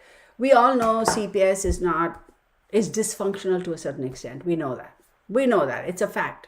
Like what she says, 2,500 kids are missing. I get it. They are not perfect. There needs to be a big overhaul done there. There's a lot of bullcrap that goes on in CPS too. I actually at one point in time was very seriously kind of thinking about doing an expose, but excuse me, I was told very clearly not to do it because it was very sensitive and volatile a kind of a subject, and I know somebody who works in that organization, and both the husband and wife too, but different departments, and I was very clearly said, please don't do it because you have no idea, crazy things will happen. Don't do it. There are a few good people. Let's face it, every organization has the bad apples and they have the good apples too. These two people I've known for years and years and years, an awesome couple. They never had kids. They couldn't. And so they decided to switch their careers and join the CPS, and they've been there for a while. And they said, please don't do it. There's a lot of bullshit that goes on. There are a lot of crazy stuff, but don't do it because you will be threatened. Your life is going to be in danger. So I backed out of that one. So anyway, that's... that couple, we socialize, they come over, we go, we've known the families for years. So, when they say that, I take it seriously because they are not saying it just to, deflect. They genuinely care for me. So, and I care for them too. So, what I'm saying is, why are CPS only going after, when they can go after parents and confiscate kids who have been abused?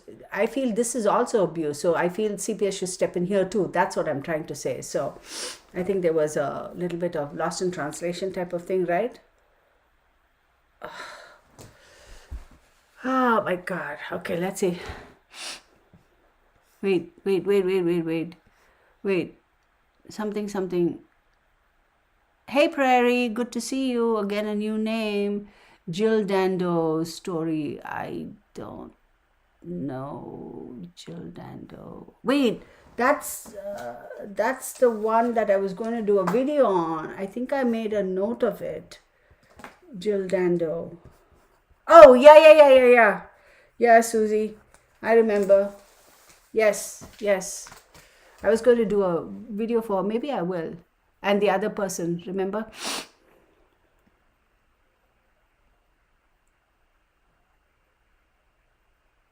Yeah, I remember Susie, yeah.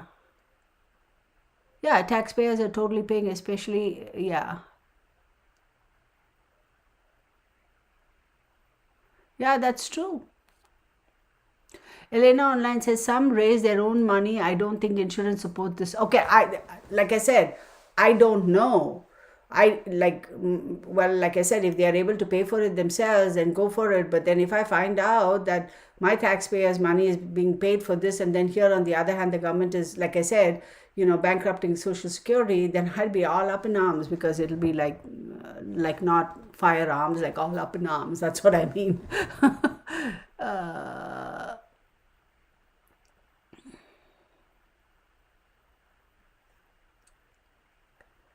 uh, ADHD meds. Yeah, that was, remember that fad? Remember that was, Courtney, yeah, I see you, but I also remember all this Ritalin or whatever they call it. That was a big fad at one point in time, and they were messing with these kids. Come to find out, half those kids didn't need it. Yeah.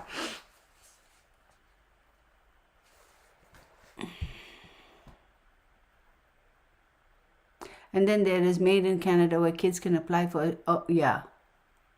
Yeah, that's another thing. That is like, it's, see, that's where I feel as a society, no, let me rephrase it. That's where I feel as human beings, we've lost it, y'all. We've friggin' lost it. How can we assist? How can, so okay, so let's back it up. So when we talk about assisted suicide, in terms of some countries have made it legal for those who have diseases or illnesses that are like, that's it, there's no way out of it, no more, that's it, end of the road. That's one thing, right? But if you are assisting kids, okay, in suicide because they're healthy kids, or those who appear healthy, it's like, no, how can a child, first and foremost, wait a second, hold on a second, let's think about that. So as a official agency, a government agency or whatever, somehow you are able to get, or as an agency, as an organization, you were able to get permission from your government to assist a minor to commit suicide. Wait, you can't be running this business in the shadows. This must be a legitimate business, which means you must have had to apply for a license, business license, which means you should have said what type of business this is, which means the government noted and yet the government granted you a license, which means there must be some sort of a loophole with the health industry or pharmaceutical, which controls the health industry, I'm convinced, pharmaceutical mafia. So somebody's making money off of this. So the government is okay with knocking off kids, minors, teenagers. What do they stand to benefit? Why are they allowing it? So a child has a fight at home with a brother or a sister and says, I want to commit suicide, and you go there and then they assist you. How does that even work? How does that work? Until at some point in time, some parent is going to come forward and sue the government. And then what's going to happen? The government is going to give them some hush money and make them go away. What are they trying to do? Like, what is the agenda there? Who makes the money and why are they allowing it? That's freaking ridiculous. So let's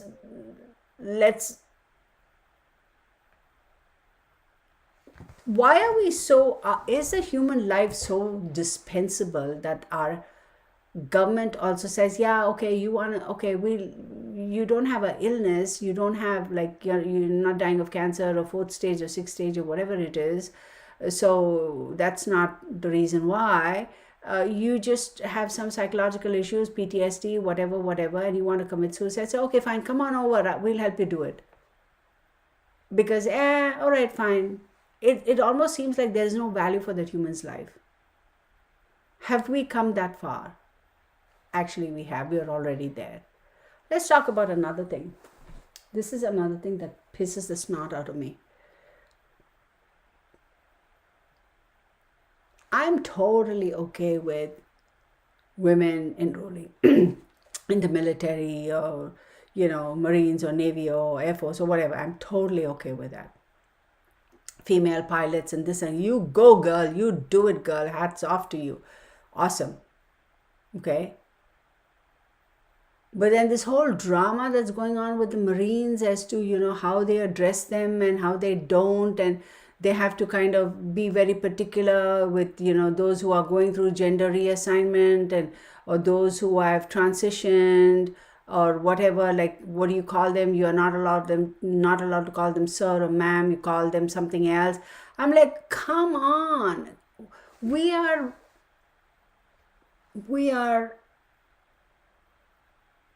I have to be careful how I say this word, because when I say it, it's going to sound like something else, and that's inappropriate. But maybe I should type it out. Oh, hold on a second. Let me see.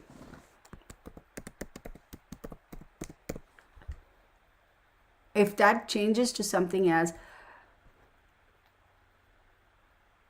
well, I shouldn't even say that because people are going to misconstrue it, because we are babying or diminishing the value and the strength of our Marines and our military and Navy or whatever, bringing all this thing into the forefront, right?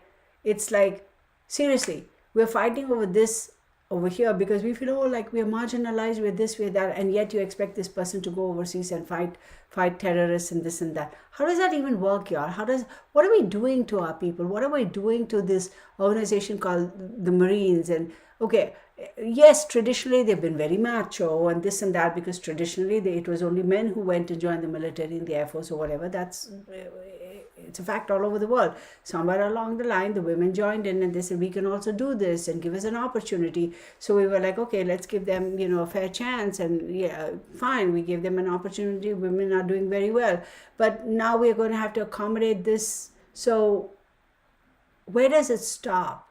Why are we focusing on all this? I'm not saying that transgender should not join the military. If you can go and fight shoulder to shoulder with your brothers and sisters and get the job done, go for it.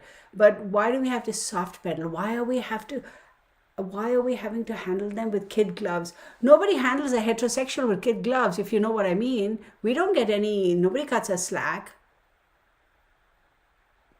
So why?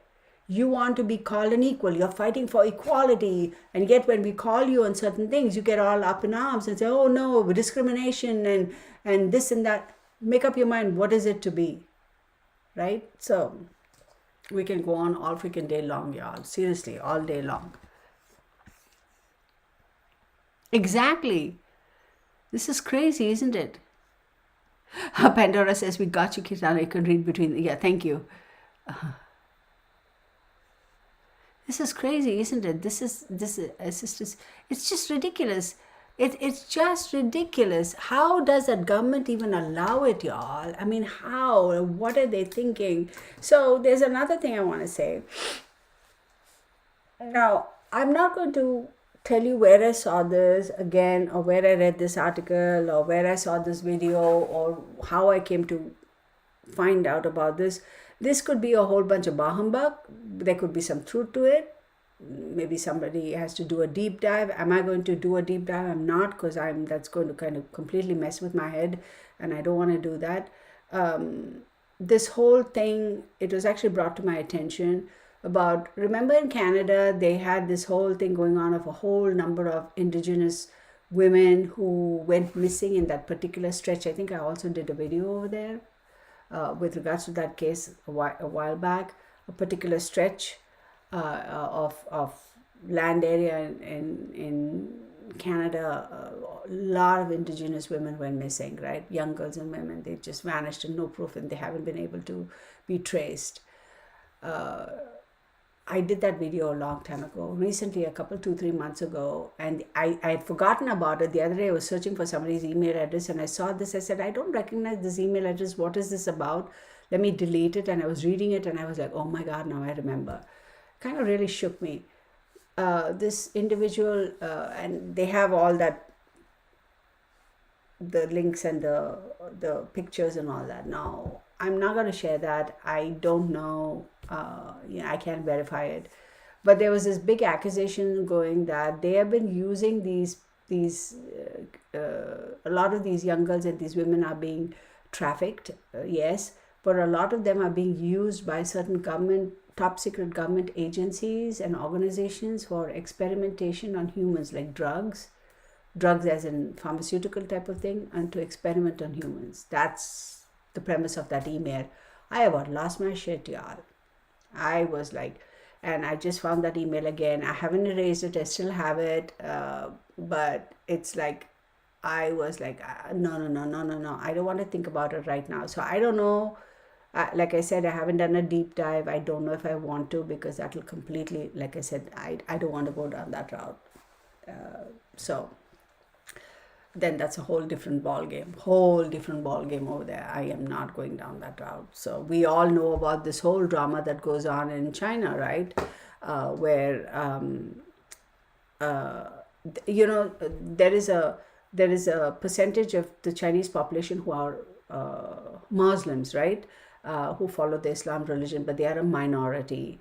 And there was this whole thing going on, and all that's over the news, by the way. Somebody did an investigative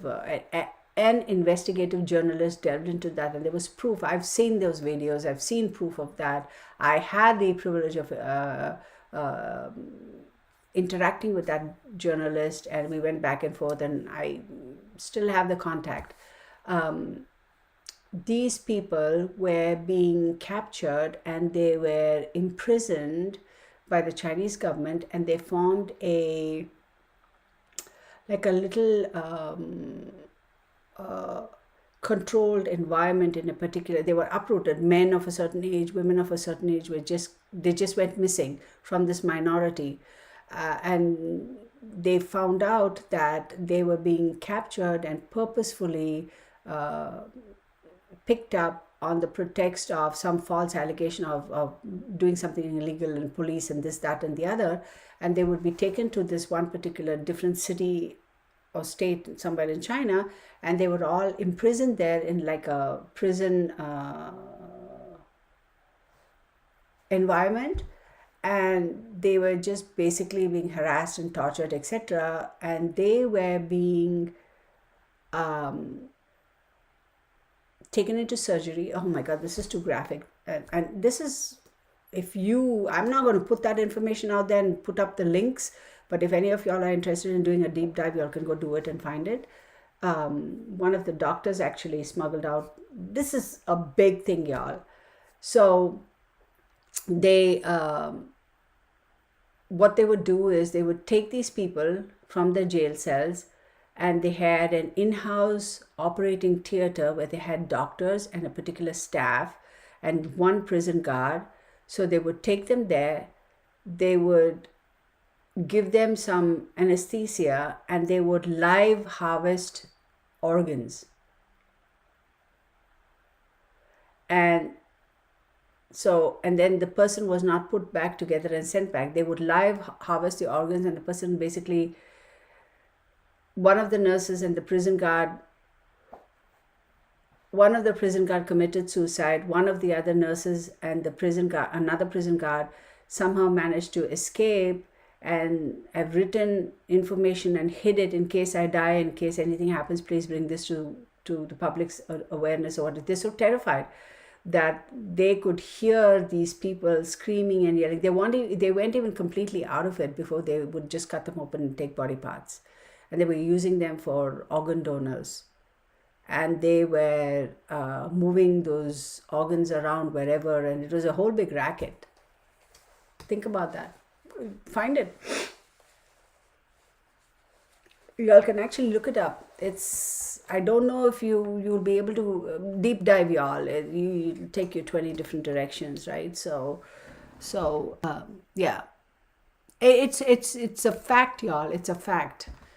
um, and these kids, right, of this particular minority community, they would, they somehow were able to sneak in a couple of videos. Oh my god, I still remember. These kids are picked up and they are put in a boarding school environment, okay, and they are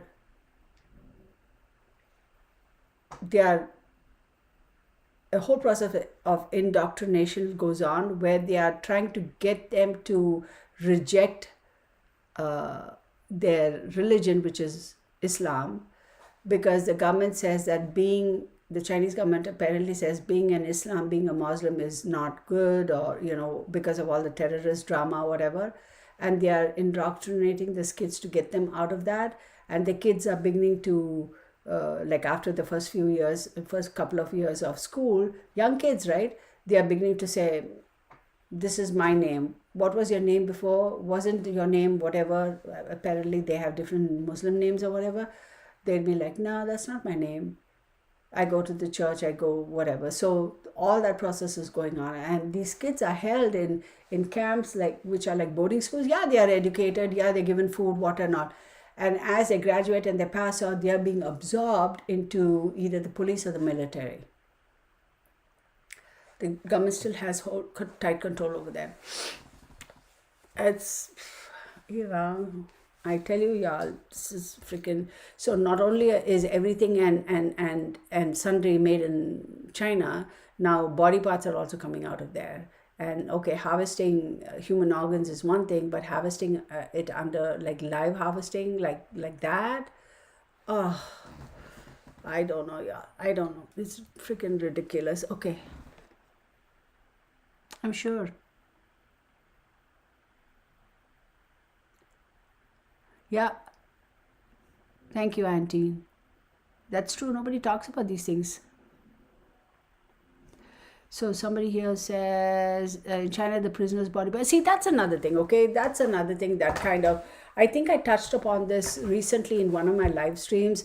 Some guy, I forget his name, whatever douchebag's name is. He's a full-on criminal, and he was supposedly on death row, and he was going to be executed. But he wanted to donate his organs, and I think I talked about this.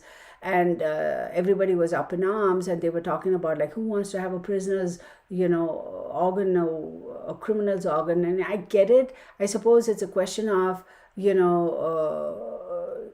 moral compass, your religious compass, and your emotional compass, and your intellectual compass to see, and your physical compass, as in your physical need, to see whether does it really matter, like does it really matter. So I don't know about that. Like, do they have the opportunity to say, you know what, I'm going to donate my organs? Can they, I don't know what the deal is within the United States. I have no idea what the rules and regulations are. Can they donate blood? How does that work? And is that even something that occurs or happens to, who knows? I know my Mark has, his blood group is one of those where they're constantly calling him and saying, we're short, we need you to donate, and he does that on a regular. And I as of late I've been telling him, and that's one of the reasons why he is so focused on his health and his fitness and all that. He really takes care, and he gets calls quite often. We're running short, can you please come? And but they really do take care also. And I know my younger son also has a very unique, I'm not going to go into what blood group and all that stuff.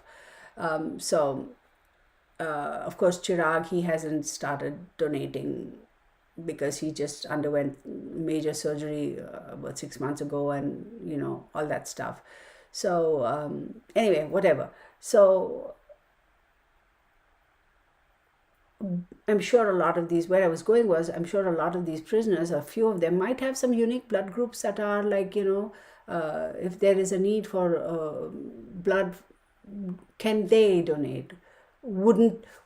Does it matter? As long as, they don't have any diseases or whatever, and the blood is clean per se, like, usable, I'm sure they do all that testing. Does it matter whether the source is a criminal who's sitting in jail or not?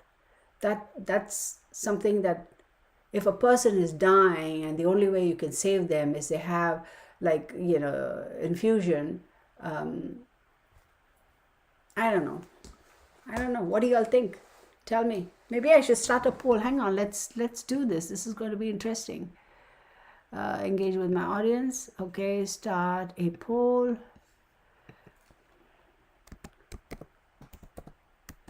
Oh,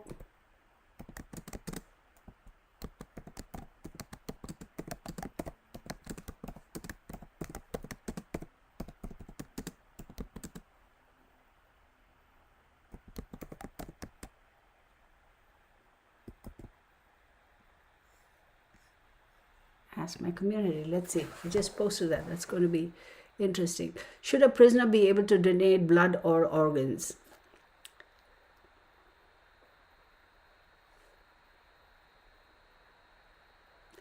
100% say yes. And that's going to be so interesting.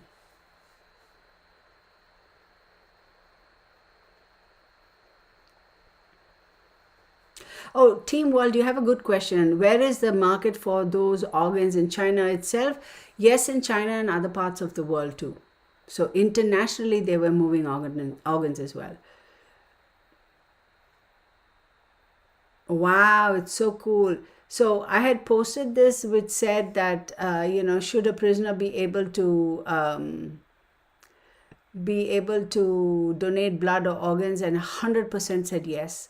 That is so cool. I'm going to leave that up there just for a little bit. Okay, we'll see.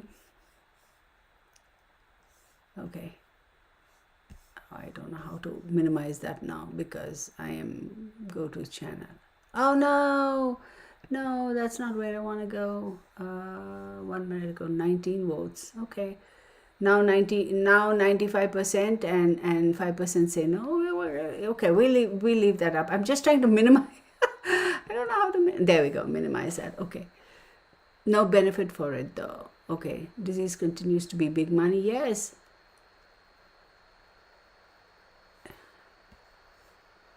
Yeah, might as well be good for something. Depends on whether the prisoner has some disease. Yeah, of course, these medical facilities that do handle organ donation, and I think they do all the testing, right? They don't want to put they do that. What? Wait, what? What? Afro-human says, do you see where the serpent was let out of prison? What? I don't even know. I don't know who that is. Is that code for something, or is that a real thing? I don't know.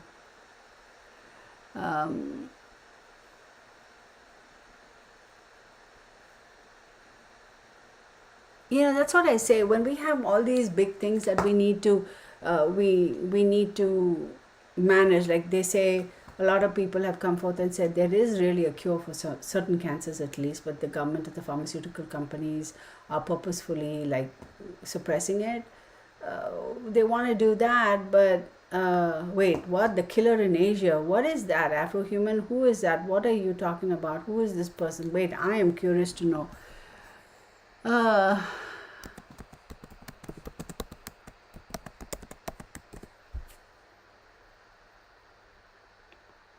Oh, this fool, doofus, goofus, magoofus. How old is he? I know him. I mean, I know him, like, not that I know him. Charles Sobraj. Like, how old is he even? He's probably in his 80s, isn't he? 78, 80. Yeah. He's an idiot. They shouldn't have to let him out. Yeah, I know who you're talking about. His name is Charles Sobraj. Charles. Yeah. An international killer, spy, not spy, killer. Yeah. Fool, goofus, magoofus. I wonder why they've released him. He's killed a lot of people, hasn't he? But anyway, let's not focus on that idiot. Somebody's going to take him out. He's not going to be around for long. Somebody will take him out. So anyway, this is basically a rant. How long have we been on for? An hour and 45 minutes, right?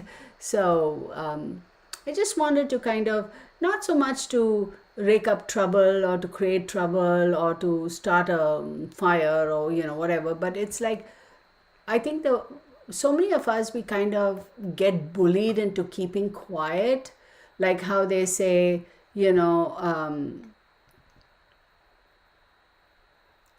heterosexual community has to accept the transgenders, transitioning, transvestites, LGBTQ. Look, why do we have to accept it? Right? So, okay, if you feel that we have to accept it, then they also have to accept certain things, right? So you're trying to play this game of, oh, only what suits my convenience. That's not how it works. The door swings both ways, right?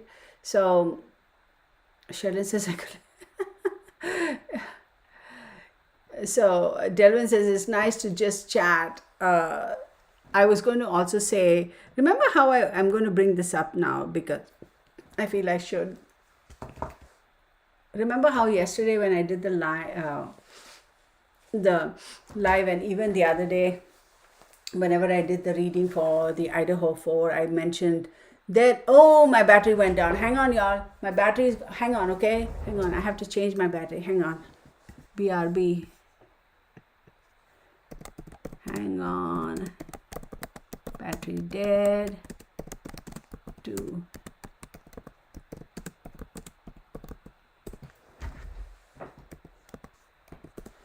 All right. Let's do this. I knew that was going to happen. Okay, let's see. Hold on, Poopa.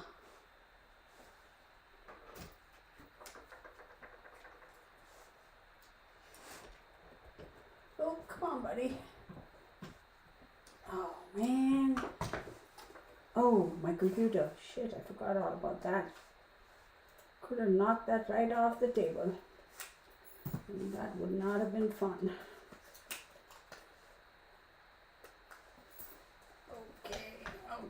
Okay, baby.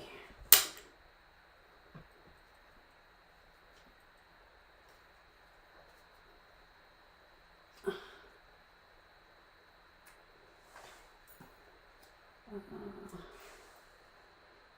100%, there we go. That's better.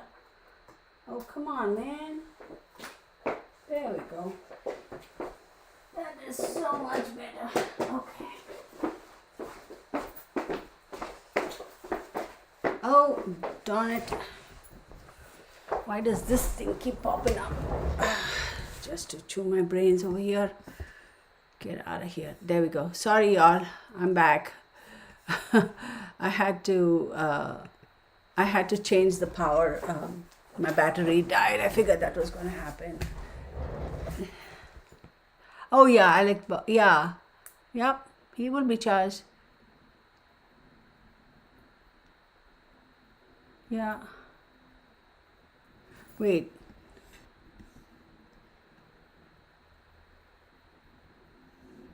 Wait.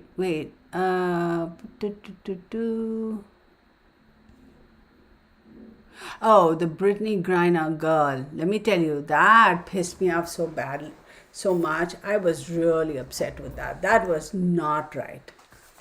I will, again, that's going to be another one of those situations. Thanks, Courtney, for bringing up a sensitive subject. Courtney always tries to sneak in one of those, doesn't she? I'm just joking. That's totally fine. You can ask any question you want. It's at my discretion to answer or not, right?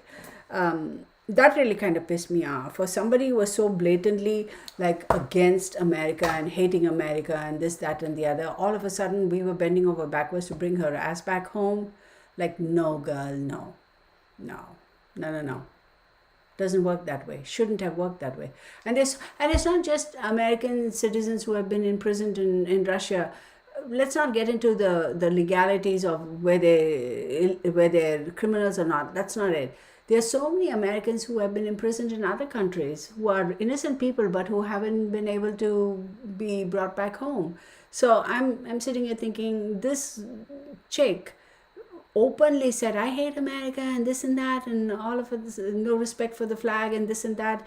And then she gets imprisoned over there, and then she's all crying, boo hoo hoo. And then we're all, and it pissed me off. It pissed the snot out of me when I saw her wife, I think, who was in the White House or whatever, giving a speech, and Biden and his psycho Vice President Kamala Harris looking at her and shut up, stop. What is the message you're giving? For somebody who openly says she hates America, you jump through hoops to bring her back, but other people, you're just leaving them behind. Why? Again, politics. It's the votes. It's not right. It's just not right. I don't condone that. I mean, she openly on y'all. I mean, I don't get it. First and foremost, here's a question for you. If their government says drugs are not allowed, right? Why the hell do you want to take it? Whether it was essential oil or whatever, it had some form of controlled substance. If they, I don't know again the legalities of it. If they said that you can't be traveling with all this, why the hell did you want to do it, you doofus? Why did you do it? Okay, you've been there and back and forth quite a few times, and yet you did it. Like, what were you? Oh wait, what were you smoking? Oh yeah, wait, were you smoking? Yes, you were. What were you doing? Like, there are certain countries where their laws are so strict that even whether it's 1 gram or 1 ounce doesn't make a difference. It's the same rule. Why the hell do you want to risk it and take it and go, and then you get imprisoned and then you're all, oh, boo-hoo? No. I didn't like that. I was like, girl, you are a hater and all spewing this hate about the American government and this country is not perfect. No country is perfect. But if you have sworn your allegiance to your country, you better well stand by it. If you don't, and you get your ass in trouble, then all of a sudden you're like, oh, I love my country. No, stop with your shenanigans. I can't. Hi, Pauline.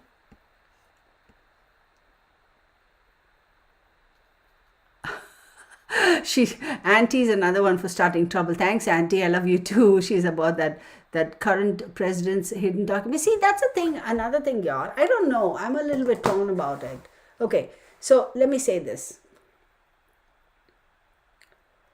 In my humble opinion, you cannot be any politician anywhere in the world. There is some percentage of corruption that should have or had to have transpired for you to attain that level of office, right? That's my humble opinion. If you are really that honest, that really clean guy, you won't last much longer. Did I like Trump? I thought he was given a great opportunity. He effed it up with his big mouth. He should have sobered it down. There are a lot of shenanigans about his business that are very questionable. We all know that. Do I like Biden? Not necessarily. Am I Democrat? Am I Republican? Y'all, I don't want to be anything the way this country is going. And I also heard that somebody saying that Gavin Newsom is trying to position himself. Oh my God, can you imagine what's going to happen to this country? It doesn't matter whether you're a Republican or a Democrat. I just want to be somebody who has a set of gonads, a set of bojangles, dingleberries, who can stand up and say, look, we're going to do the right thing. Not everybody's going to be happy about it. This is all about making the right decisions for America. Let's be a little selfish for a change and focus on our own people who are within our country, rather than wanting to go and wipe everybody's asses around the world. No, why don't we learn to wipe our own asses first? Pardon the language, right? But I feel that you may agree or disagree with the politics or the party rules or whatever, or any particular political organization, but we have to respect the office. You may not necessarily like the person, but at least respect the office. That's what I feel. Okay, that's my humble opinion. But it kind of bothered me when these two ding dong and ding along uh, they brought whatever Griner's wife and big speech and this and that. Like, it is so clearly obvious it was for political reasons. Having said that, I also find it a little bit odd that just when all this drama about the documents about Trump and this and that and all that is happening and kind of heading somewhere, then heading nowhere and stalling, all of a sudden they find some documents in Biden's possession. Like, it seems too convenient, right? Then, which is like, how? Like, and then somebody said, oh no, they've had it since November, but they kept quiet because of elections. Okay, show us the proof that you had it since November, but you have kept it quiet. I need to see. Give us proof. So I feel that, could it have been planted? There's a high possibility. Could all the documents with Trump have been planted? High possibility. But then now Trump is turning around and saying, oh no, they were not really documents. First he has said, yes, I have every right and I kept those documents. Then he backpedals and said, those are not really documents. They were just the file folders with the headings. There was nothing inside. So that is like, okay, dude, make up your mind. Like, what's going on? And then all of a sudden you see this guy is found with all these documents. It's all a freaking games these politicians play. That's what I think it is. And the sad part is the American public gets screwed over because of all the shenanigans, these flexing of muscles, and it's just ridiculous. When are they going to really say, you know what, all right, fine, let's focus on what really matters? If you focus on really what matters, you don't have to be going overseas and bending over backwards and letting Russia stick one up to you by bringing Griner over. If you do the right thing and focus on what really matters, you'll get your votes regardless. You don't have to be bending over backwards, letting all these people come in from somewhere through our borders illegally. You're doing that for the votes. If you focus on what really matters, on the American people who are here legitimately, legally, and go through the process, whether you're born here or you get naturalized, but you do it the right way, and you focus on the right reasons, not depleting our resources, not bankrupting Social Security, not doing all this bullcrap, you'll get your votes, whether you're a Republican or you're a Democrat. This new thing, oh, gas stoves are dangerous. Oh my goodness. By the way, I have, FYI, I have an electric stove and I hate it with a vengeance. I like gas stoves. And if my government is going to come and tell me, I'm sorry, you can't use a gas stove, you have to use electric. Oh yeah, okay, let me come to your house and see what you're using first. Let's do that first. That's bullcrap. That's absolute rubbish. It's when did gas stoves become dangerous? Oh, I gotta share this with you. I did see this though. This lady who's posted this thing on TikTok recently. I don't go and visit this TikTok. I was sent a link to watch a video with regards to the Idaho 4, and I happened upon this lady. She's got this thing. She's wearing a mask, and she says. There are two questions she asks when she goes visiting to any friend or family's home. Do you have a gas stove? And do you wear a mask? And if the answer is to no to one or either or both, then she's not going. And so I'm like, what the, like, are people so gullible that they fall for these things so easily and so quickly without thinking for a moment, hey, why are they saying this? Is there a legitimate reason? What's going on? Like, why? It's all about fossil fuel, doofuses. That's what this is all about. Wake up. And so you're giving in and buying their scam stories and say, oh no, I'm not going to use. Nah. That's it, y'all. It's crazy. It's crazy. Next, they're going to tell us you can't breathe air because it's dangerous and we're all going to stop breathing. Bullshit. Nonsense.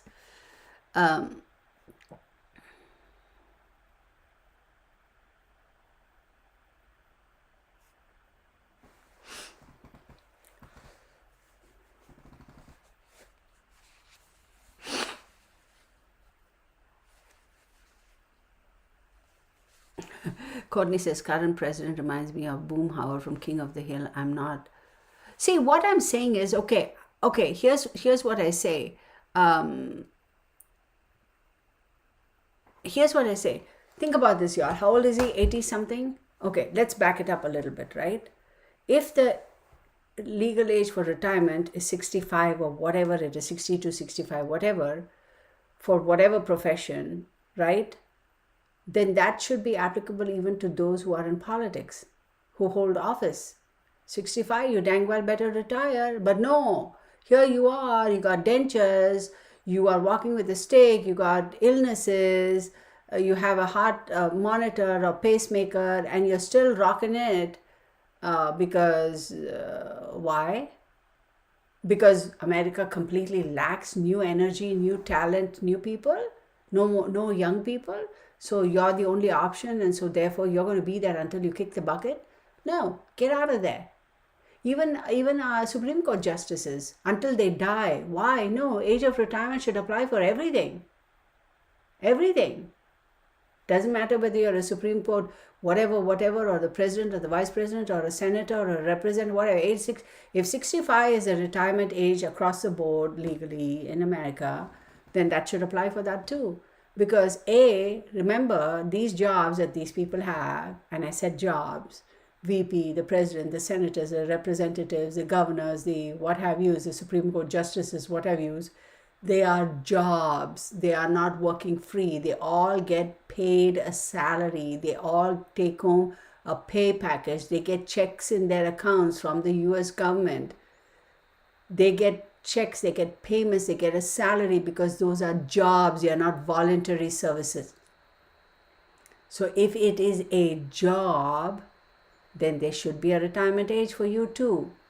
Why is it that you get a paycheck but there's no retirement age for you because you hold a government office, but Jane Doe or John Doe who works for some other company, there's a retirement age just because they get a paycheck? Like, it's not a voluntary job. If it's a voluntary job, then yeah, you work until you're 100 and whatever, that's fine. If you're physically and mentally all put together, you're fine. There are a lot of people who are, octogenarians who are like smart as a whoop, man, smarter than young folks these days, and I'm all for it. Go for it, be active, contribute. But you can step down from your position and volunteer your services or your skill sets or your experience in some other form, shape, or manner.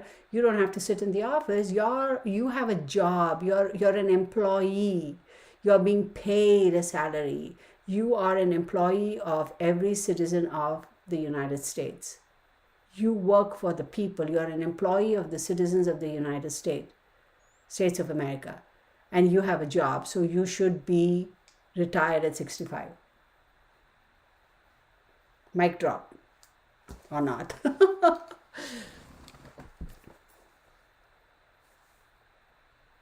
I don't know.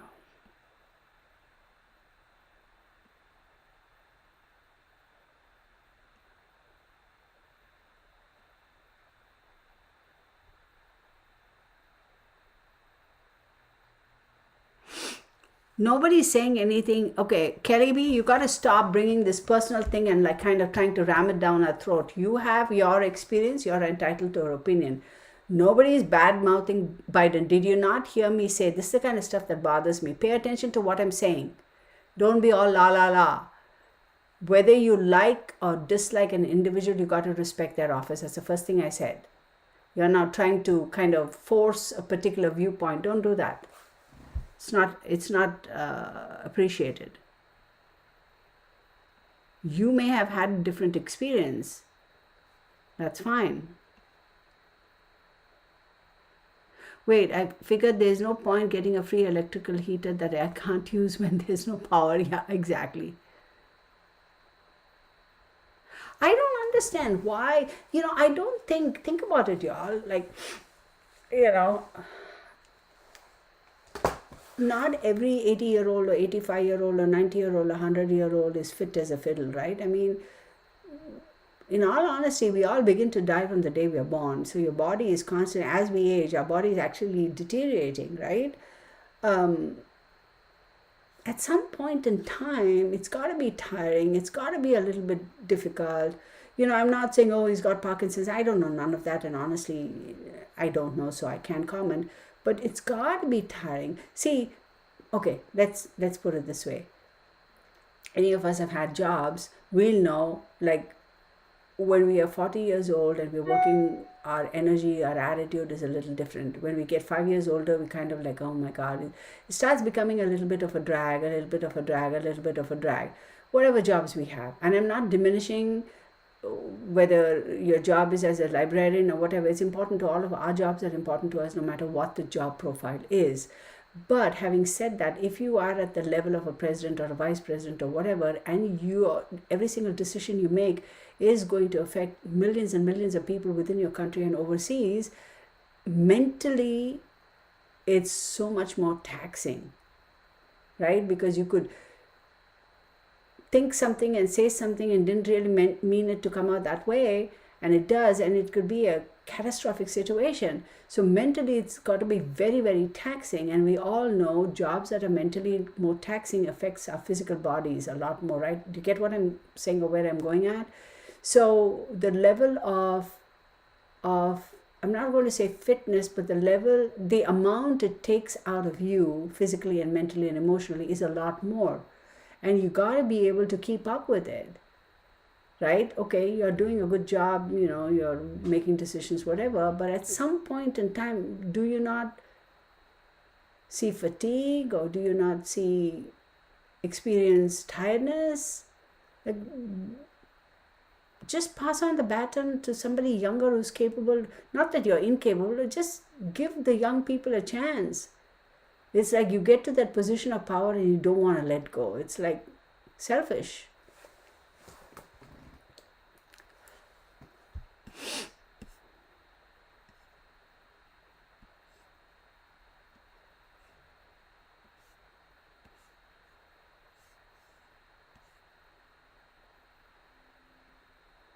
Well, Sheldon says the more they keep us gridded, the easier we are to control. It's so important to have options. Someone shot out a power station here. People were without power for weeks. Oh, wow, I didn't know that. Oh, didn't know that. See, nobody is saying that, I have to address this because this Kelly B's comment is kind of very. Nobody is saying Biden is a bad person. Nobody is saying any president is a bad person. We don't know. Wait, let me rephrase that. What is your definition of bad, right? But when I said, and I still stand by what I say when I said, there has to be a level of corruption somewhere along the line. Everybody has been exposed to, has given into, has received, to be able to get to that level of power and position, right? It's a given. You've had to kiss somebody's ass. You've had to shake hands with the devil because that's politics, that's negotiation, that's the nature of that business, that's the nature of the beast. You've had to have done that across the world, every single politician. It's the extent that makes all the difference. The degree to which you might have gone down that route is what makes a difference between the really corrupted ones and the ones who had to do what they've had to do to get to where they were, and for what? What is the reason? What's the premise behind it?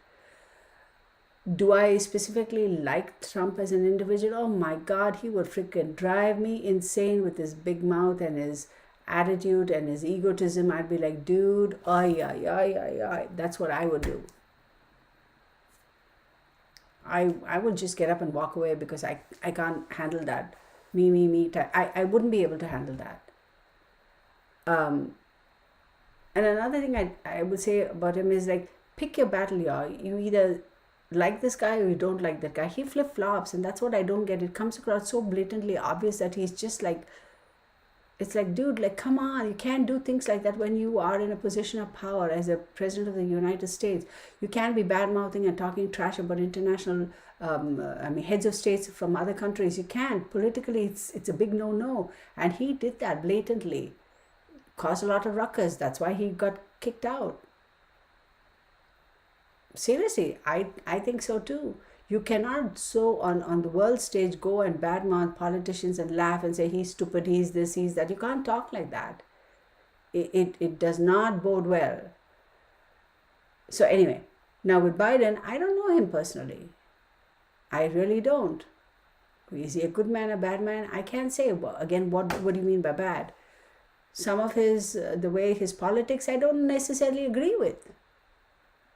Just because I don't agree with a person's politics doesn't mean that I'm automatically labeling them bad. But I will say this about Kamala Harris. She has really disappointed me.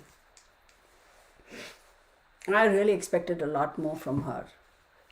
First time, finally, we have a female as a vice president. Okay, fine.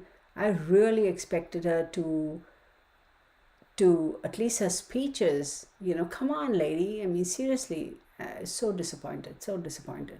But anyhow. All right, I'm going to stop. Wait, they all senators. Yeah, they don't have to worry about retirement. None of them do. Love MJ too. Something she says she agrees.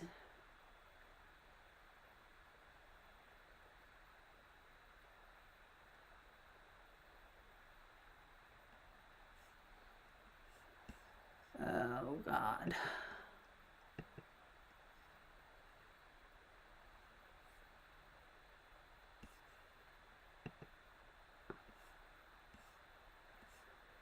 We are not going to go on and on about that. Let's just leave that alone.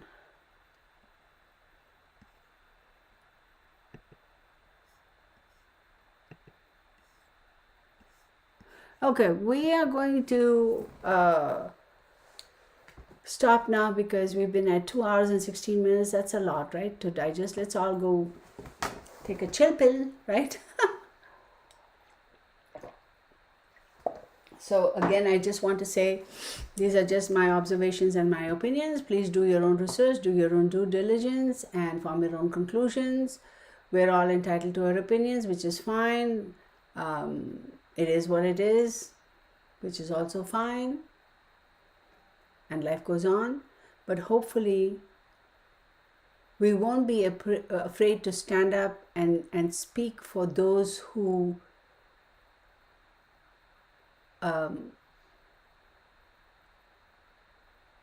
whose safety and security is compromised, right? I mean, kids, domestic violence, all this kind of stuff. Yes, there are genuinely some cases where people who have transgendered, who are transgenders, who are transitioning, LGBTQ, have been persecuted by heterosexuals. That's not right. They too need a voice. They too need somebody to say, look, don't do that. We can't be harming them. But on the other hand, we should also have the gumbo to stand up and say, there's a lot more the government can do to truly protect those who are truly compromised and who are truly need help, right? If you know what I mean. So, and I say yes to the death penalty. I agree. All right, y'all. I'm Gavin on. Thank you, everybody. Thank you, Courtney, Auntie, Susie Q, Prairie, Chill Time Lord. Have a wonderful day. Gypsy Girl, Afro Human, Sheldon Schaffner, Kelly B, Debbie B, Sunshine Dragonfly, Love MJ2, Pauline, Delvin H, Araceli, Lady Faye, so many people over here. So let's just call it a 10-4. So thank you, everybody. Stay safe. Enjoy the rest of your Sunday. Thank you so much for sharing your Sunday with me. Blessed be to the real family. And let me just type this, real fam. Thank you, Susie Q. I was going to say I am going to do a video for what is this lady's name? Afro Human. Thank you, for Jill Dando and the other guy. Susie knows what we're talking about. So I will do that. I'll do another reading for the Idaho 4. We'll do it sometime when it's the right time. Thank you so much. I'm just going to log out. All right, everybody. Thank you so much. Take care. Bye. Stay safe.